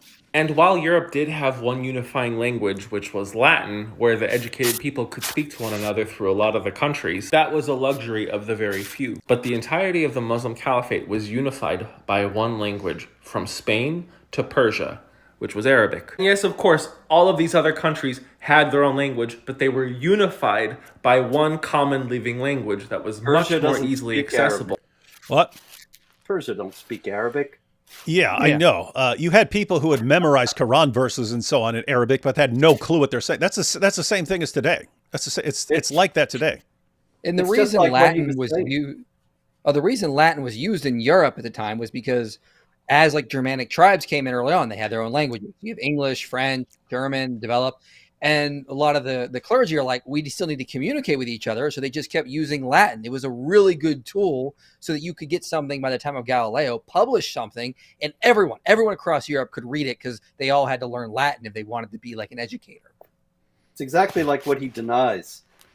He says that Arabic is this wonderful universal language in the Islamic world, whereas Latin was the language only of the elites in Europe. Actually, Arabic was the language of the elites in much of what we think of today as the Islamic world. In Persia, it still is. The Islamic scholars, of course, know Arabic, and you got to know Arabic to say your prayers. But otherwise, the people don't speak Arabic. Nor do they in Pakistan, Afghanistan, many other countries that are majority Muslim. But also in areas that now speak Arabic, the native language was often violently suppressed. The Caliph al-Hakim in the early part of the 11th century actually forbade the use of the Coptic language in Egypt on pain of death. And it was even a mother to her child could not speak Coptic. If she was heard, she would be killed. And so this is how all the Egyptians speak Arabic today. And it's not just Egypt either. No, Robert, because this guy just said Islam was much more tolerant than everywhere else. Than something like Latin. Fun fact, Charlemagne, the leader of the Frankish Empire, which was the largest empire that Europe saw during the Middle Ages, was actually friends with Harun al-Rashid, the leader of the Abbasid Caliphate. They never met, but they had a very healthy diplomatic relationship to the point of Harun al-Rashid sending him an elephant. But the greatest gift that Rashid gave Charlemagne by far was a water clock, which is something that the Europeans have never seen and won't for the next few centuries. And while Europe was going through its own caste system under feudalism, proto-capitalism was growing under the caliphates. And yes, it was the Crusades. Yeah, well, The feudalism was invented in France in the 19th century and projected back on the medieval period. No one in the medieval period knew what feudalism was. Again, this is another 19th century myth. They were trying to reinvent or trying to explain what happened in the Middle Ages. They came up with a system called feudalism and then just projected it on the past. That was never actually a system in the Middle Ages. It was far more complex, and people don't realize this because the history of the Middle Ages was so distorted by things like the conflict thesis and other writers from the 1800s, that is. And it's just the methodology of this guy is absolutely insane. So, hey, Bruno was executed. Do you see? This is the relationship between Christianity and science. Oh, well, he leaves out the fact that Bruno's execution had nothing to do with science, but he made it sound like that. But that becomes the pattern. Matter of fact, as soon as he mentioned Copernicus, who didn't want to publish his book during his lifetime because he thought everyone's going to make fun of him for being an idiot, waits until after his death, then it's published. He portrays it. You see, this proves the ongoing endless conflict between Christianity and science. That's the conclusion he jumps to. But then, look, this Muslim leader sent Charlemagne a water clock. You see, this is where science comes from. You see, he gave them a device, and then Europeans, they reverse engineered it, and then they built up all their technology. That's where technology came from in the West. It's freaking nuts, man. Like the entire methodology is Real insane. Quick, What's up? The book, a good book on this, Why Feudalism is Fiction. It wasn't actually a system in the Middle Ages. Fiefs and Vassals, the Medieval Evidence Reinterpreted by Susan Reynolds. I started reading it recently. It's really interesting. I need to get back to it. But yeah, this is all just, again, myths from the 19th century projected onto the past. And wow. Which forcefully opened up trade between the caliphates and the rest of Europe. And the Renaissance, which was the launch pad for European advancement, would not have happened without the caliphate's preservation of the works of Plato, Aristotle, and a host of... Hold on. Wait. Go ahead. The caliphate's preservation of the works of Plato and all that. This. Hey, one second, Robert. Could you tap on your microphone? Tap on it? Yeah. No sound. It's picking up through something with your headphones, and I think it's brushing against your shirt or something like that. So see if there's a spot to select your microphone. Yeah, I think it's picking up like your headphones or something like that. Okay, there was no microphone.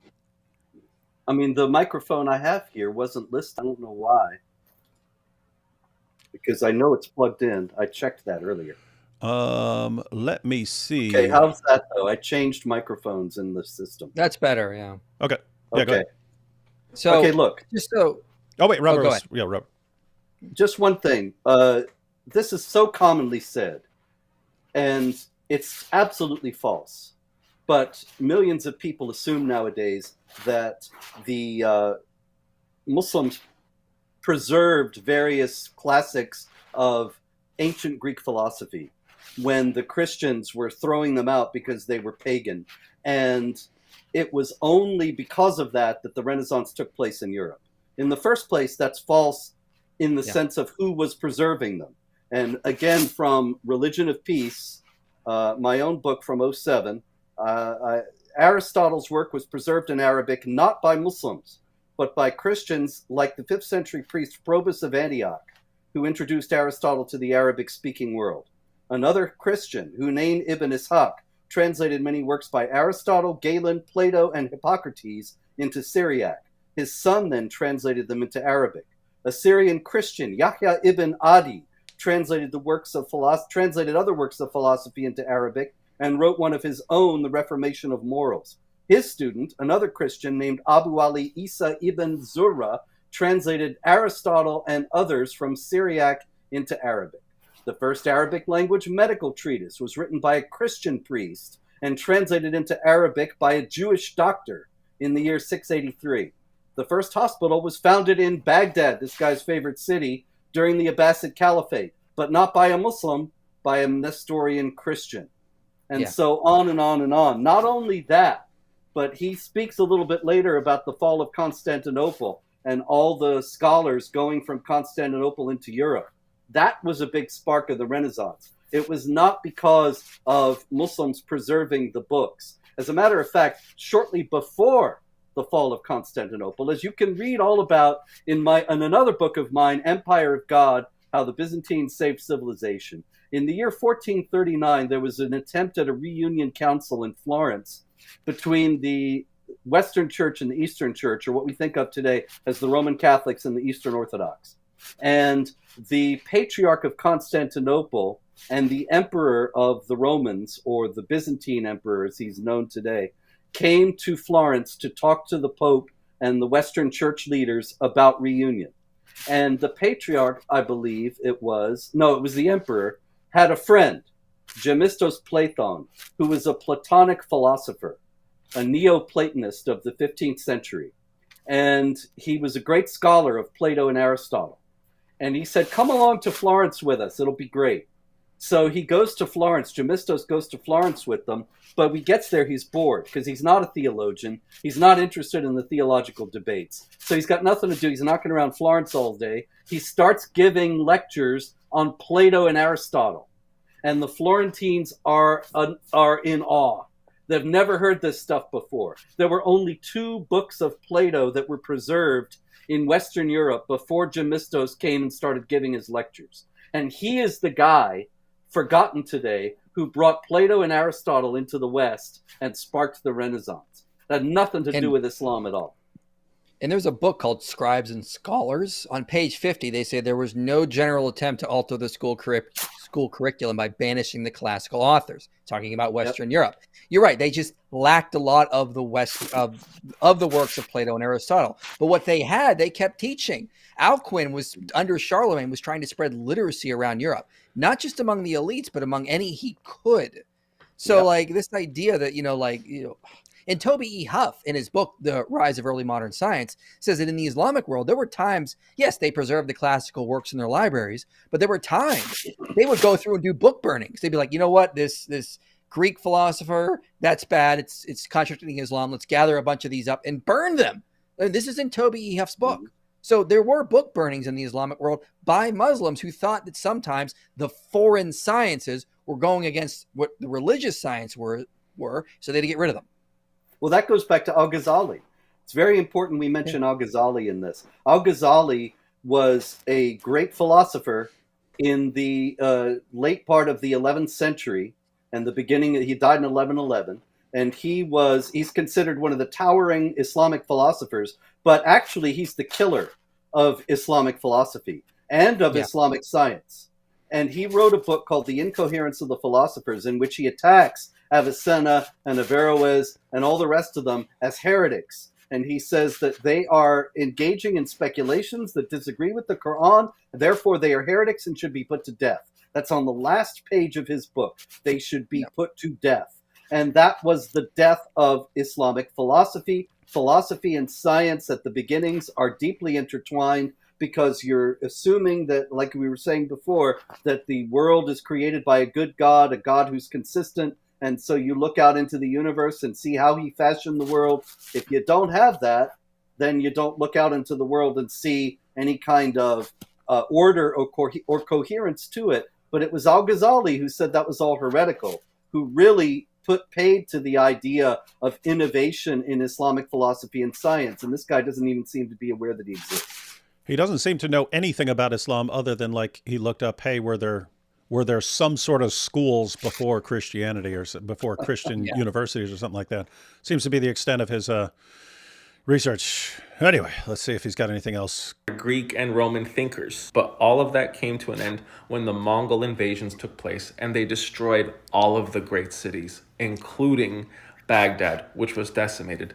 All of the libraries were burnt down and tons of the books were thrown into the rivers, to the point where people said that the rivers ran black. It was the complete and total destruction wrought by the Mongolian Empire. So it's not just Christians who are bad, it's Mongols. Apparently it's everyone who's not a Muslim.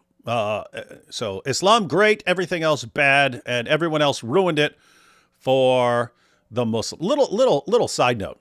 I mean, talking about resilience. I mean, the Jews get persecuted over and over and over again. People try to wipe them out over and over again, and they just keep thriving. They always find a way to thrive. like the bubonic plague killed like a third of the population of Europe, and then you get the Renaissance. There's something like, it doesn't matter what's happening. I mean, World War II, Europe gets bombed down to rubble. They just rebuild it. There's a kind of resilience in certain cultures. And yet in Islam, it'll be, no, but the reason we're so far behind is because what the Mongols did so long ago. But that's why, and think about what that Crusader did 1,000 years ago. That's why things suck right now. That's why we have all these problems. It's like anything that's ever happened to them in history means you just, it's all over. It's over. It's over. And the idea the Mongols burned those libraries is actually disputed. Some of the early sources don't mention it. It's only mentioned in later texts. So I'm not even sure if that's accurate.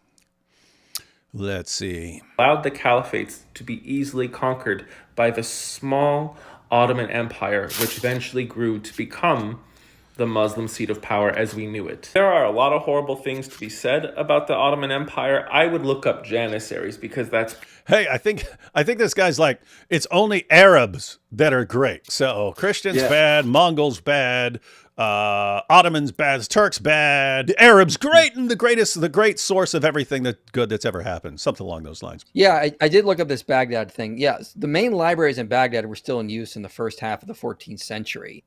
So it doesn't seem they were just burned and destroyed by the Mongols. This seems to be a myth that was created later, but I want to look more into this.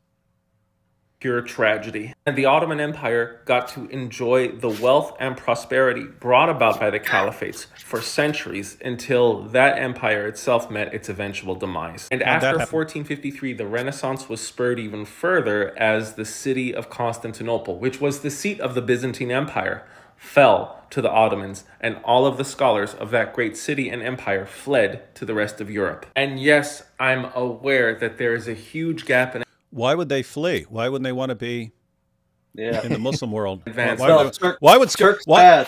Yeah. Okay. So Turks bad. If it had been the Arabs had conquered it, it would be great. If it had been Arabs, then they would have all lived in peace and harmony. But those Ottomans. Now between the Middle Eastern countries and, let's say, the West. But Islam is not at fault for this lack of advancement, just like Christianity is not responsible for all the scientific development over the past 5 centuries. False. Did you just catch that? Absolutely false. Did you just catch what he said? False. Islam isn't responsible for bad things, just like Christianity isn't responsible for any good things. He just said that. The consensus of modern historians on science is just the complete opposite. It's that Christianity is like the greatest pillar of modern science.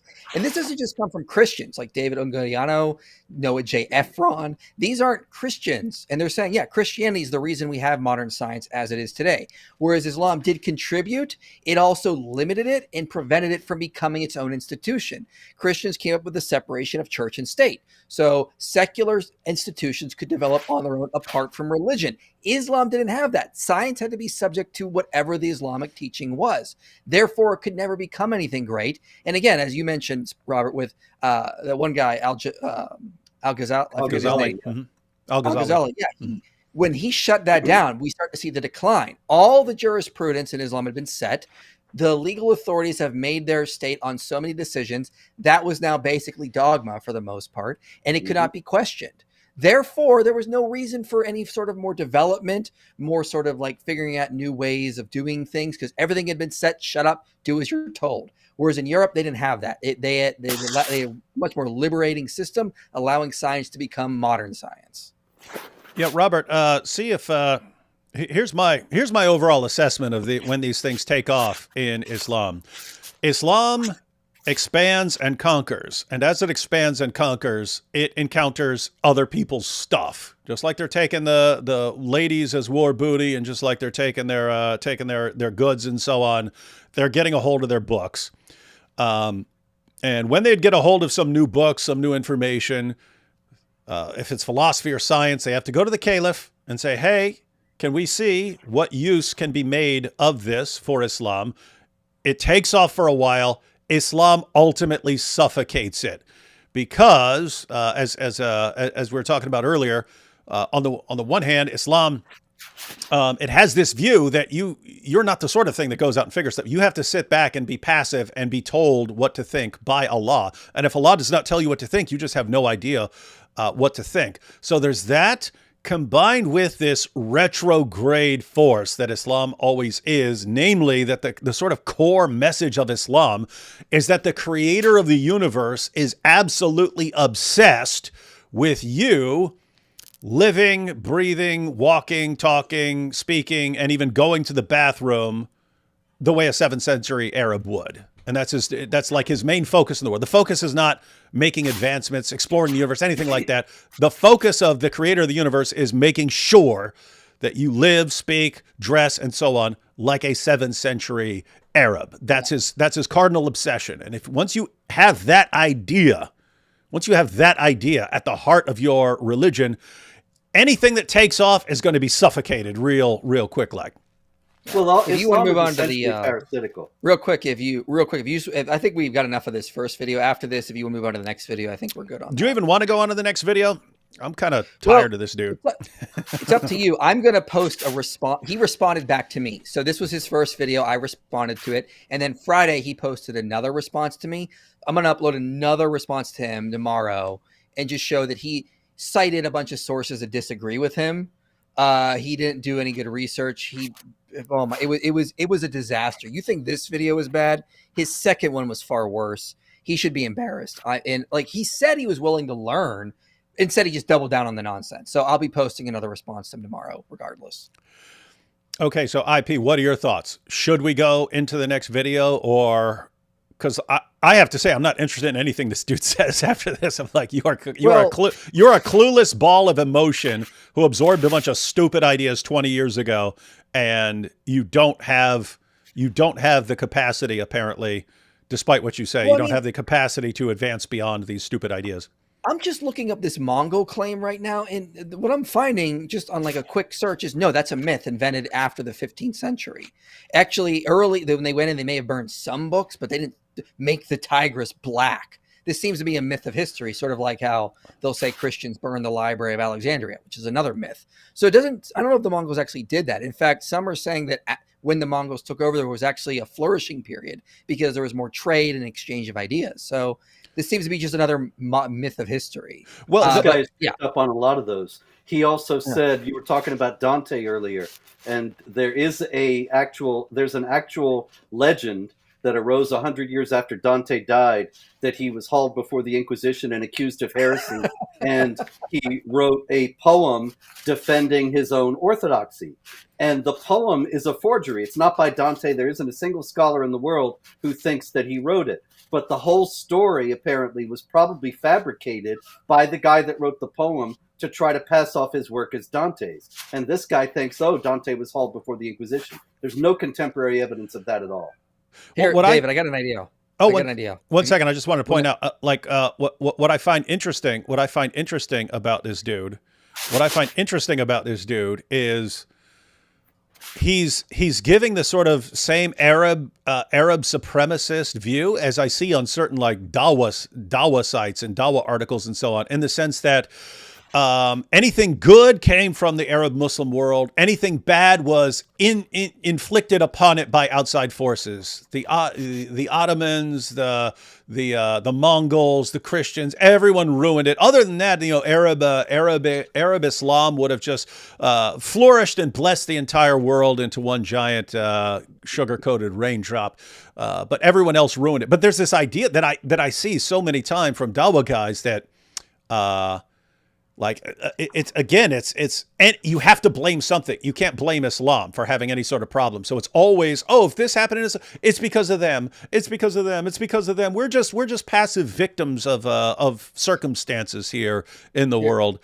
That's what he sounds like. But it's weird having this dude spout the same sort of nonsense that I hear from Dawa guys constantly. Here, David, I'm screen sharing right now the video I'm going to upload tomorrow. If you want to play like a part of that, I just got a caption to it. But if you want to just play like the first minute, you can kind of, I'll address his second video easily tomorrow. But I even added some. Well, let's go ahead and watch this. Let's go ahead and let him finish this out. There's 1 minute left. Centuries. The printing press is what allowed Europeans to read the Bible in the vernacular, and the Ottoman Empire resisted the adoption of that. While Europe was catching up to the advancements of the Middle East and North Africa, the Ottomans were strengthening their grip and quite primitive compared to their predecessors. While Europe was advancing the Ottomans further were and primitive forward, compared to the despite Arabs? the influence of the Christian church, the Ottoman Empire only cared about cementing their grasp and conquering their neighbors. By the mid-1800s, while Europe was industrializing heavily... What planet? They only cared about conquering... Has this guy followed... Just the dude, just look at the expansion in the first century of Islam. Just the first century. Just century number one.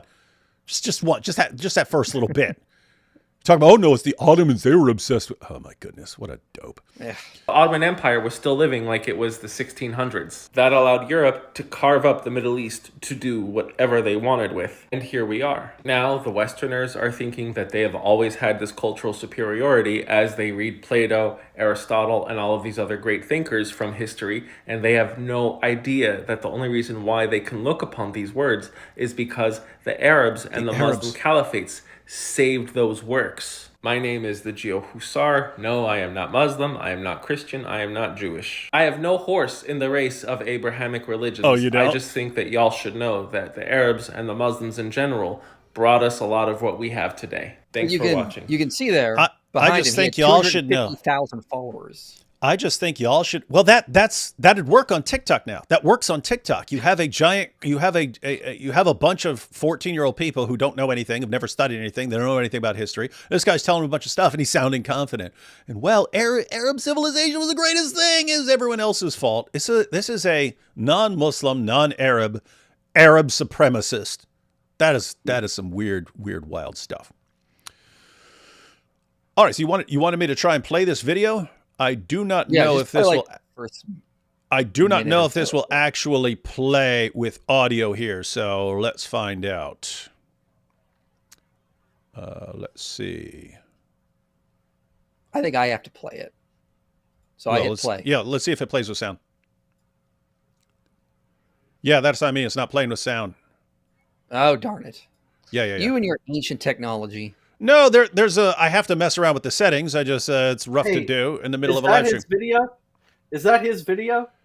This is his response to me, and I'm going to be posting his own handle. I know that he did. It's really weird, and it was like, what are you doing? But I'm going to respond to him tomorrow, put out a bunch of stuff, show that he's just completely wrong here. Wow, what a dope.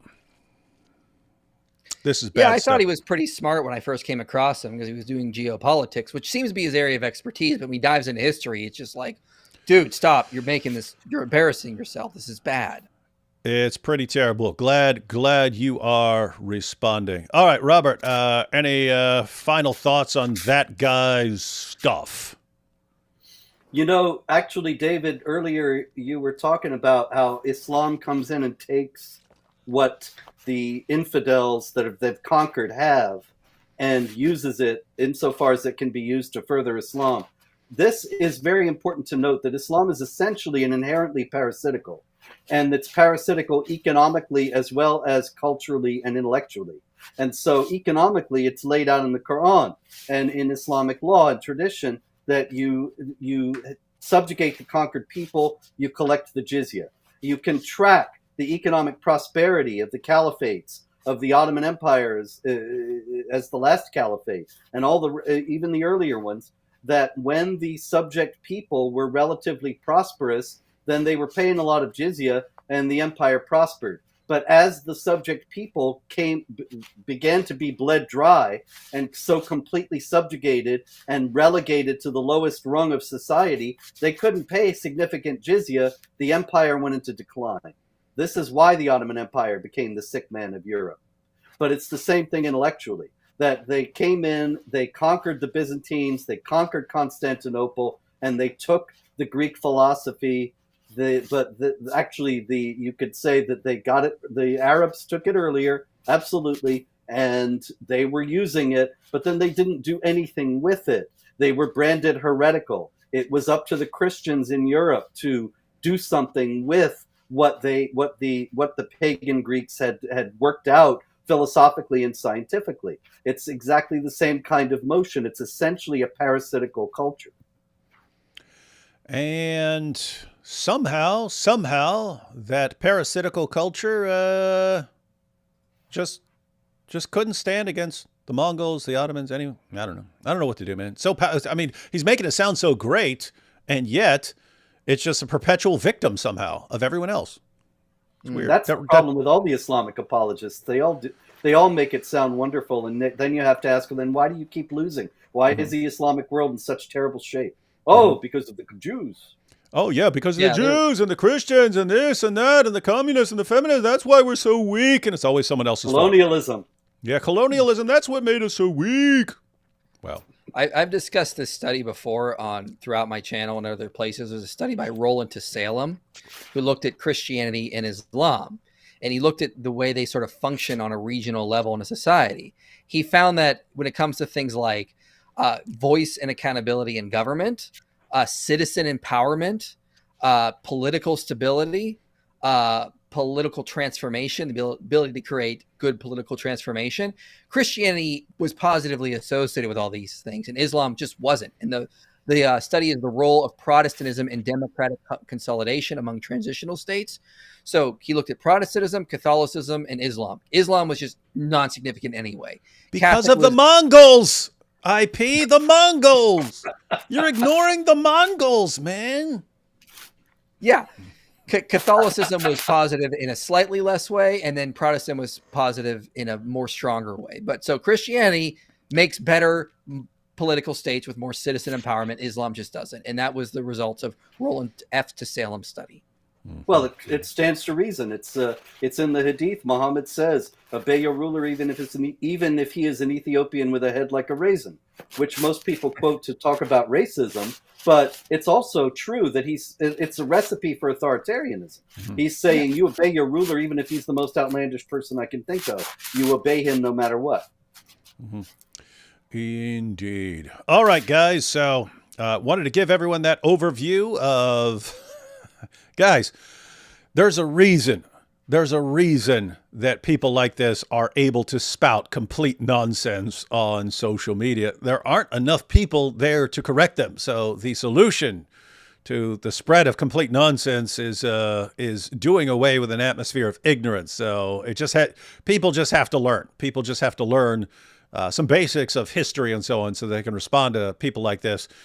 It's the same dynamic with Dawah. A Dawah guy goes into an area, there's a bunch of people who don't know anything about Islam, allows him to say whatever he wants about Islam, and no one's there to raise a hand. You got this guy on TikTok talking to a bunch of 14, 15-year-olds. People don't know any better. He can say whatever he wants, and then just sort of, I guess he thrives in that sort of environment. So what's the solution to that? Well, I suggest everyone watching IP's videos that he's putting out, get a copy of the history of jihad that Robert's talking about. I'll put a link in the description box.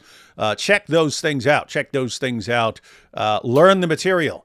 You can't just say, well, IP made a video. You have to actually learn the material in IP's video so that you're the one there in the comment section correcting And this is nonsense. why I put a bunch of quotes in my videos, so you don't even have to quote me. You can just quote the scholars I'm citing. Mm-hmm. I put quotes in there like crazy for that reason.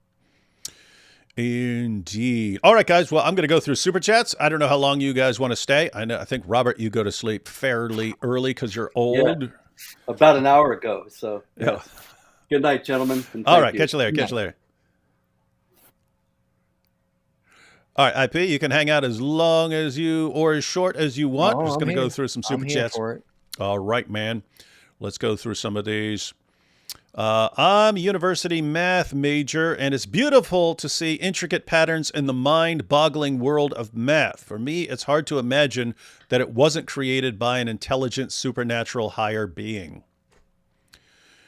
That's exactly my thinking on this issue. It's like, I mean, here's the thing, ladies and gentlemen. So everything around you in every direction, there's mathematics going on. Every particle, everywhere. All of reality, there's mathematics going on. In my view, mathematics is a language, and that means everything is speaking from every direction. It makes no sense on atheism. It just doesn't. There's no reason to think that if a universe formed by random, at random or something like this, it's going to be like this this sophisticated system of mathematics. Does make sense from a theistic perspective. Someone just said in the chat, Michael's the kid in school who always raised his hand and wanted to know how many sources were too many. I actually asked one of my college professors that one time when I was getting my master's. I was like, how long can my bibliography be? Because do you want... So yeah, that was me. that is a little bit nerdy, but not Mike. Fortunately, not Mike Winger nerdy. But yeah, agree completely on the mathematics. In fact, like to cover more on that because this has been developed by various philosophers and apologists and so on. So, hey, IP, quick question. What are some of the best books on the Tetragrammaton? Yeah, I mean, I don't know about pronunciation because I think most just say it's either Yahweh. An earlier form might be Yahoo. I've heard Yahweh. Check out a book by Trigve Manager, In Search of God. Another one might be good on this. Mark S. Smith, God in Translation would be good. I'd say start with those two and then see the books they cite because I think they would cite more that could give you a better path. So maybe start with those two. One's older, one's newer, and should give you a good place to go. But I think the most likely pronunciation is going to be Yahweh. And let's see. Apostate of Allah says, how are you guys here trying to discredit Islam when the Bible doesn't have anything in it? Like Surah 1666, it's a scientific miracle. Hey, Apostate of Allah, we know you're joking, but that was actually the first scientific miracle of Islam I ever encountered. So I was in prison. This was at Stanton Correctional Center. And I became friends with the imam there, like the Muslim community there had their own inmate imam and so on. And he said my mind was going to be blown by this video they have on the scientific miracles of Islam. So he sat me down for this scientific miracles video. And he was just, oh my goodness. And what would happen in every case is it would quote a Quran verse and then would go into all this scientific stuff. And I'm sitting there thinking none of that was actually in that verse. We're going all this scientific and all this graphics and stuff like this. And then how could this have been known by Muhammad? It's like the verse didn't say any of that stuff. Verse didn't say any of that stuff. So what's Apostate of Allah here talking about? I'll read the Pickthall here. And lo, in the cattle, there is a lesson for you. We give you to drink of that which is in their bellies, from betwixt the refuse and the blood, pure milk, palatable to the drinkers. So, hey, cows make milk. What even is this? What? This is not a miracle. Oh, what are you talking about, man? Cows make milk. Where'd you think milk came from there, IP? You Come got on. me. Okay, thank you. Like that. Yeah, Okay. you wouldn't have known that. You wouldn't have known that if Allah didn't tell you. It's amazing. How could Allah have known that cows make milk? Again, I'm not joking. That was the first. And in the video, they went into all these details of how cows produce milk and stuff like this. And then, how could this have been known? It's so dumb. Oh, boy. Robert McLean says, D. Wood, thank you that I'm not like Mike Winger. IP, have mercy on me, a wingaling. And one of us went away justified. It's me.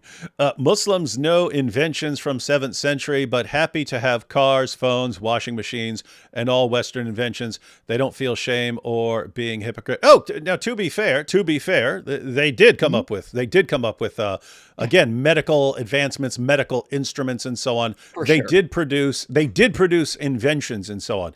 And so the issue is, and guess what? That's just what you expect from an expanding empire. They're going to encounter all sorts of things and be able to make connections and be able to take advantage of things and so on. And so you did have some flourishing. It just doesn't last. It never lasts in Islam. Islam is this suffocating force that just suffocates everything.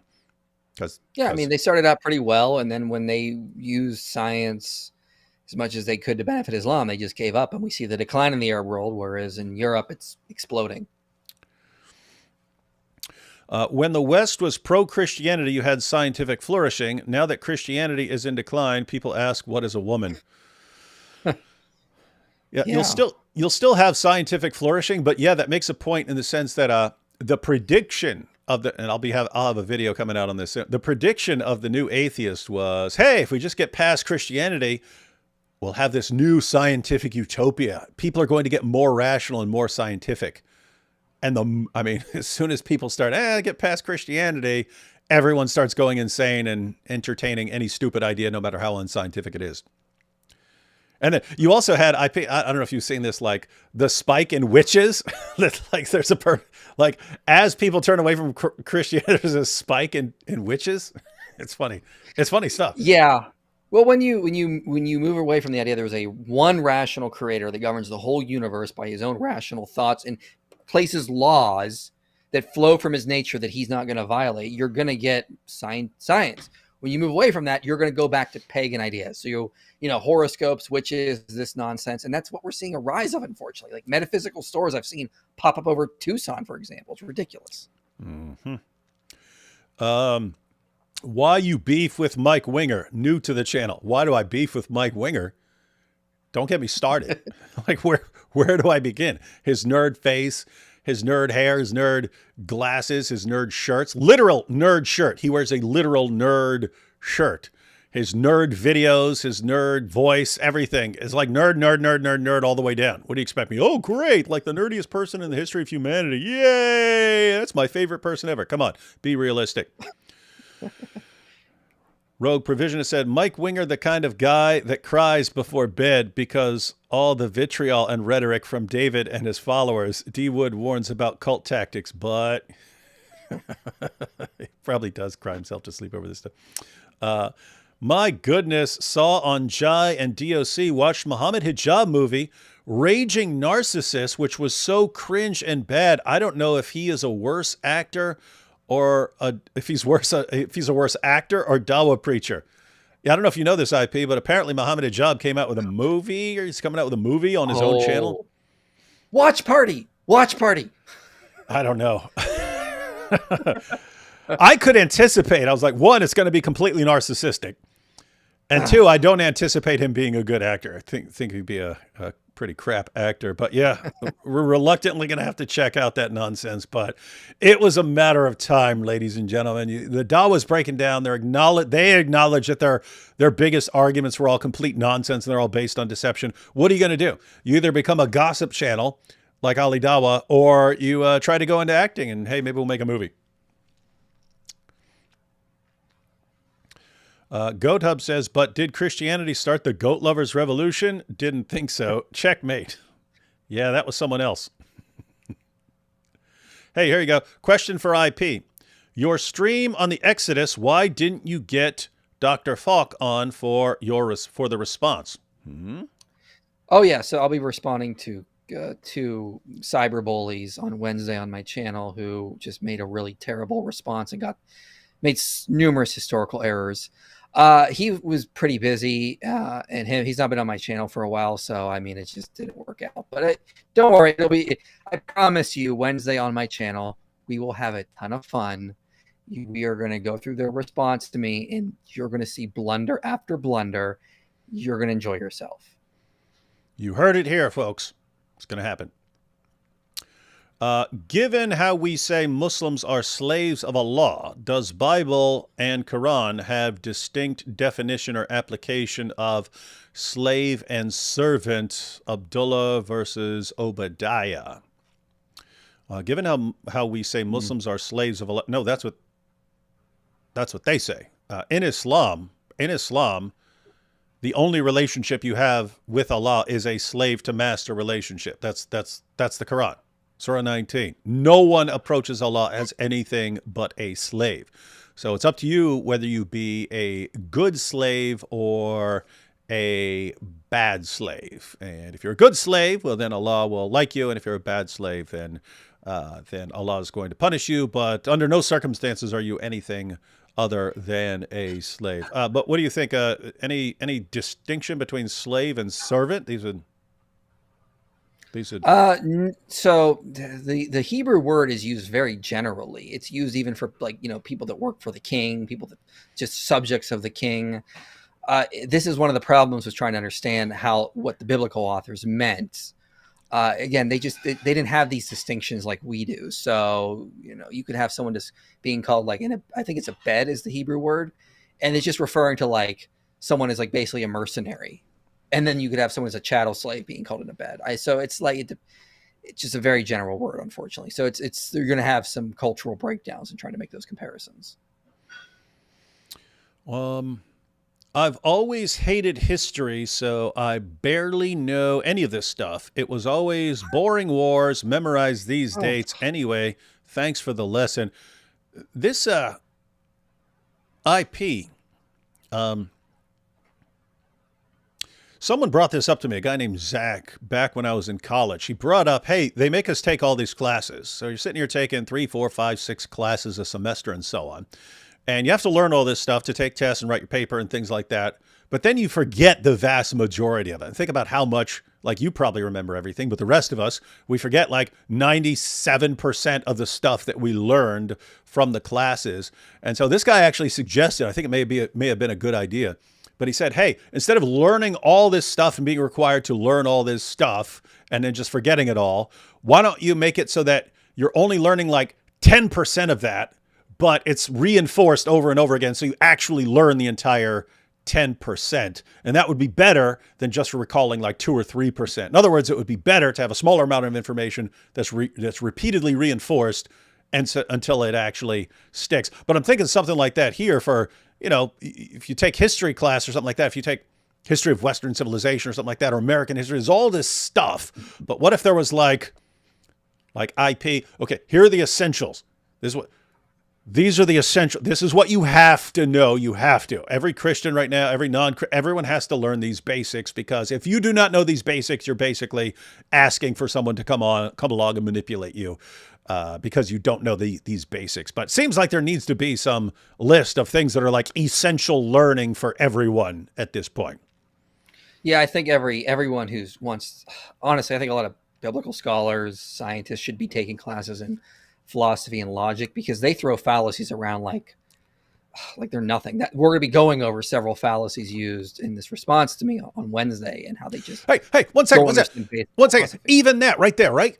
Like if you take a logic course, you learn tons and tons of stuff. You could take logic, you could take introduction to logic, then logic 1, then logic. You could take multiple classes on logic.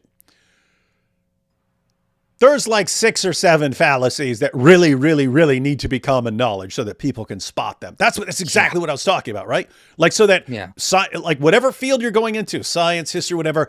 By the way, guys, make sure you know this core right here of logical fallacies so that people cannot use these fallacies on you, like actually make dumb arguments and so on. But the same thing, like, okay, even if you're not in history, if you're in philosophy, here's a historical core that every person needs to know. You should put it together, man. Yeah. I'll look into that for sure. I think it would be good. 2 things, David. Any word from the meta dunce on apostate prophets? EO wife? What is EO? I don't know what things stand for. Eastern Orthodox. Oh, okay. Eastern Orthodox wife. After you rightly clowned Jake, I don't know if he responded. I don't follow Jake's stuff. I think he's a dope. But I don't know if you were following that, but he called he insulted AP's wife, and then we had a Quran desecration party. Yeah, sounds good. Yeah, that's what we did. But yeah, I don't know if he's responded anywhere. I'm not terribly interested. Although I have to say, if he doesn't like correct himself, if he doesn't check that, if he just leaves that stuff up, we're going to keep doing it. We're going to keep. Oh, well, I will keep it up for we'll keep it up for years, just constantly going after it. But that's the issue. Hijab, Ali, these guys are narcissists, right? And you can tell, because you can say, hey, you take something down or apologize or something like that, and that will stop a ton of Quran desecration that's about to happen if you don't, and they won't do it. And what's that mean? It means they care more about their own egos than they actually care about what they're supposed to care about in Islam. And to IP, what do you make of the idolatry on both sides of the political aisle, i.e. comparing Trump to Jesus? Yeah, IP, why you keep comparing Trump to Jesus? Yeah, this is what happens when traditional religiosity breaks down. We start to revert to political religions. So scholars will note that, you see people sort of idealizing political figures. It's among the least churched individuals on the right, for example. So Christian symbols get reinterpreted in political ways. The political figure becomes a new Messiah type figure. And so again, this is just a result of, people leaving traditional Christianity. New atheists, like Dawkins and Harris, they're creating the worst nightmare because they're terrified of things like Christian nationalism and far-right extremism. Well, the more they attack traditional religion and try to deconvert people, they move into political religions as a replacement. So they're creating their own nightmare. Yeah, people in the past, like Chesterton and Francis Schaeffer and so on, they pointed out what happens when you had Christianity, you had, like, they're talking about, they were talking about, Chesterton talked about it in terms of like various values or virtues and things like that they're all connected in Christianity. As soon as you take out the Christian framework, they're all sort of hanging in midair, and people will pick one and like idolize it. So you'll pick like tolerance, which is good if it's connected to everything else, like wisdom and justice and all of it. If they're all connected into a coherent whole, once that which makes them a coherent whole is brushed aside, then people just turn various virtues into an idol. So tolerance, and then that just becomes the most important thing in the universe until, and it's not connected to anything else. And so you have that, but you also have that with people, ladies and gentlemen. It's not just with ideas or something like that you'll cling to and make an idol out of it. You'll cling to a person, and that'll become your new idol. So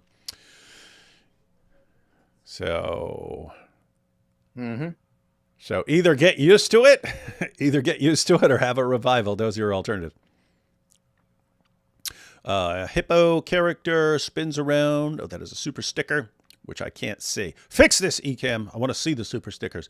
IP, golden showers is what they do. That comes from Muhammad Hijab. Matter of fact, we're talking about something. When Robert was saying, and they would spit in their mouths and stuff like that. They would spit in the mouths of the dhimmis and so on. The first thought in my head is that sounds like some crap that Muhammad Hijab is watching with all his golden showers stuff that he talks about. It's weird stuff. Anyway, don't know what he's into. Don't want to know. Pair character, up the super sticker again.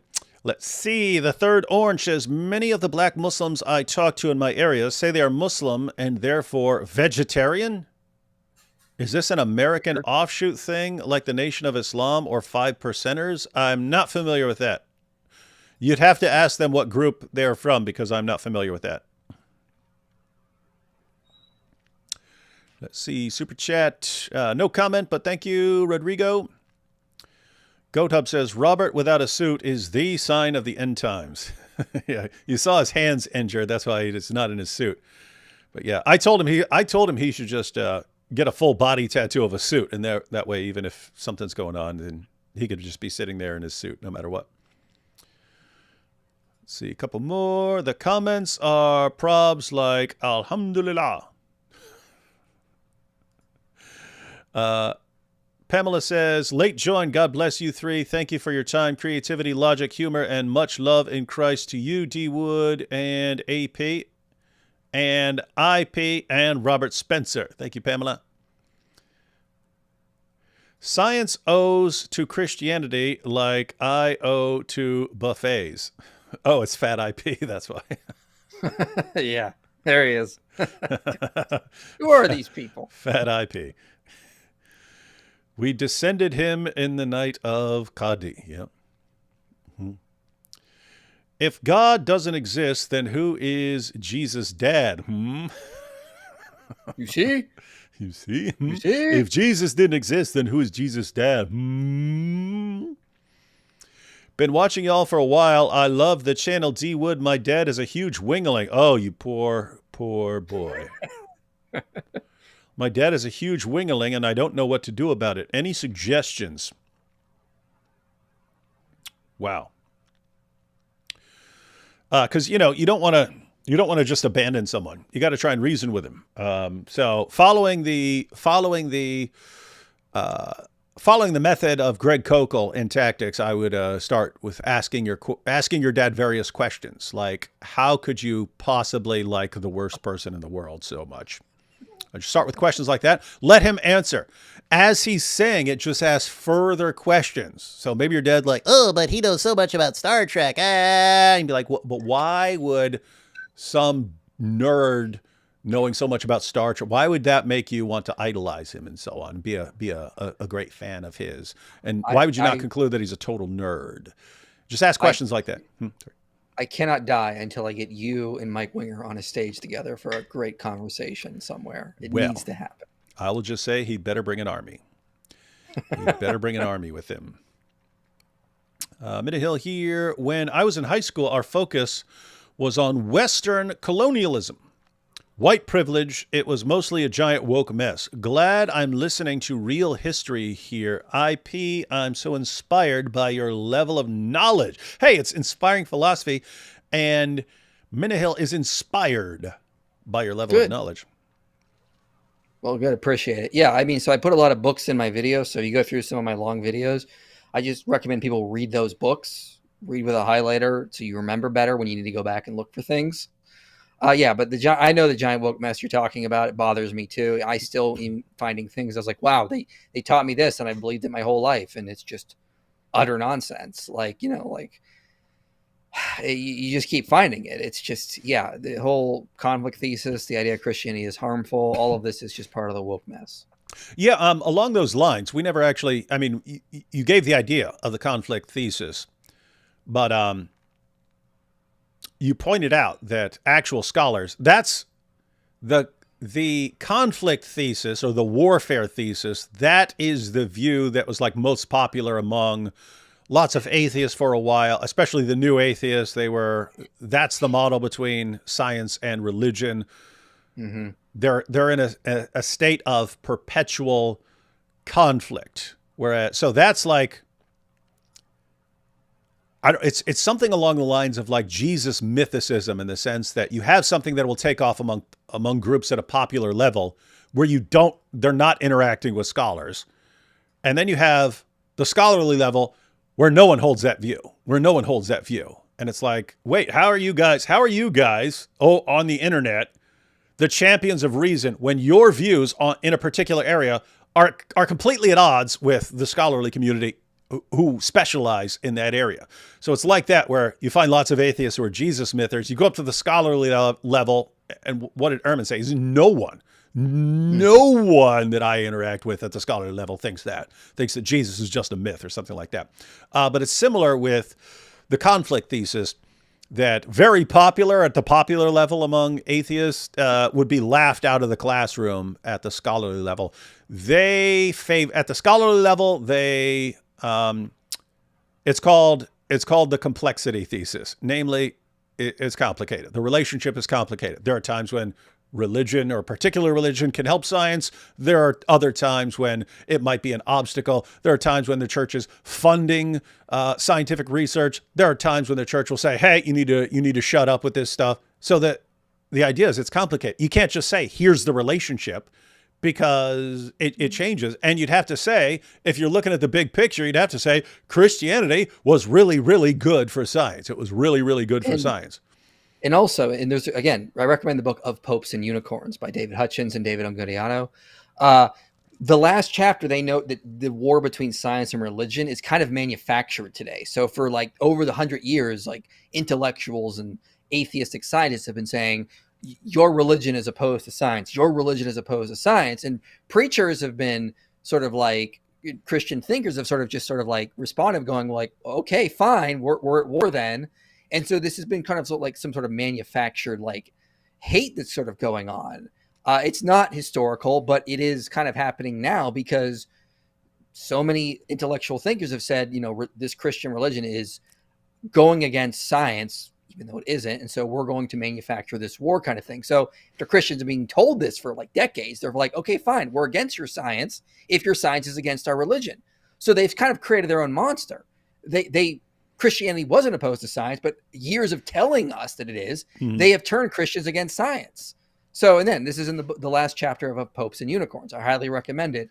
So, I mean, you can kind of create your own monster from this. And that's unfortunately what's kind of happening with a lot of the fundamentalists now.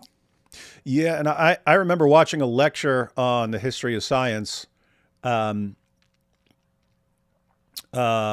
a guy from Johns Hopkins, and he was pointing out, he said, lots of times, rumor spreads, or some dumb idea spreads, or some myth spreads, and we don't know where it came from. He goes, the conflict we know exactly where it comes from. We know this is a situation where we know exactly where it comes from. And it's White and Draper in the 1800s, and these guys just, centuries of the explosion of science in the Christian world. And these guys come along, actually I forget which one it was. I forget. Was it White? One of them was anti-Catholic specifically, and it's because they both kind of were. But the thing is, they weren't even atheists. They were actually like more like progressive Christians, and how they were thinking. They thought they were going to kind of like fix religion, and they end up creating this whole monstrosity they never even wanted. Yeah, one of them had a problem with Catholic immigrants coming to the U.S., so he tried to Catholicism just destroys everything and destroys science. Look what they did to Galileo. And then so he quote mines everything down through history. By the way, guys, these are the same people who spread the idea that in the past Christians thought that the earth is flat, and that everyone's worried that when Columbus goes out that he's going to fall off the edge of the earth. Complete total nonsense. I think historians of science were able to find something like two knowledgeable people ever who held the flat earth theory in the Christian world and so on. And so it's a myth. Cosmas and I forget, it starts with an L. He was a tutor for Constantine's sons. It's like Lactantius or something like that. Lactantius, I believe. So Cosmas and Lactantius. Yeah, and so it's a myth, and it's just amazing that those myths can become the dominant view to where people today still, there's always this conflict between Christianity and religion. Why? How do you know that? Because of Galileo. Look what. Do you know anything about Galileo? Do you know anything about that whole issue? No, I don't, but I heard that. It's exactly what I heard. It's what I heard in 10th grade biology class and so on. GoatHub says Muslim spits in the mouth of Dimmy on Daniel's laptop. Yes, that is something that would be on Daniel's Predator laptop. Celeria says, got here rather late as a result of recording a video. Glad to arrive in time to say hi and contribute some pocket change regardless. Thank you, Celeria. Two more here. Sink or swim with stars. Just saw Mike Winger's bookshelves. Lol, I know. What a joke. What a bookshelf joke. Guy should be ashamed of himself. And finally, we have Gay P. Has anyone seen Buff IP anywhere? He's such a hunk. This is weird, man. Right here. I'm right here. What are you talking about? Yeah, what are you asking? He's been on the show the entire time. What's going on? All right, guys. So, every show pretty much boils down to this. There's a bunch of people relying on deception and manipulation, trying to take advantage of people's ignorance. The solution is to do away with the ignorance. So everyone needs to learn what you can. We know that people have different, people are in all sorts of different situations in life as far as what they do and what they have time for and so on. Everyone's got to learn the basics. It's the only way. I don't know what world anyone else is looking at, but you have a ton of people trying to deceive and manipulate others right now. And if we do not learn how to respond to that and how to create a population of informed people, you're gonna get what you deserve if you don't. You're gonna get if the vast majority of the population says, no, we choose to remain ignorant and we refuse to learn the basics. Okay, well, then you're going to get what you deserve. You're asking for it. You're basically asking to be deceived and manipulated. So anyway, we'll help as much as we can, but it does come down to other people doing their part. All right, final thoughts on everything IP. You've mentioned some stuff you got coming up, but any closing thoughts here? Yeah, I recommend the channel History for Atheists by Tim O'Neill. He's an atheist, and he corrects a lot of the misconceptions about medieval history. He's got a 3-part interview with an historian, Tony Christie, on Galileo. He's got a lot of other good interviews covering misconceptions about Christian history, so you can check that out. Check that stuff out, and be sure to follow Inspiring Philosophy on YouTube and TikTok and Twitter, whatever platforms you're on. Be sure you're following them on those, because putting out a lot of good content. And all right, I think that's about it. We will catch you all next time. And as far as Robert, because Robert was on here with us, if you're interested in the history of jihad, then his book, The History of Jihad, just the best book out there. He's got the Quran with commentary, so he's got the Quran, the critical Quran. If you want to stay up to date on jihad, like daily news, follow his website, Jihad Watch. That just everything that happens, it gets posted there. If you if you prefer video format, whenever we're free, we tend to go live on Wednesday evenings at 8 for This Week in Jihad, where we cover everything that's happened that week or the most important events of that week. So figure out what you're interested in and check that stuff out. And we have here Pamela C. with Amen, John 10:10. Indeed. All right. We'll catch you all next time.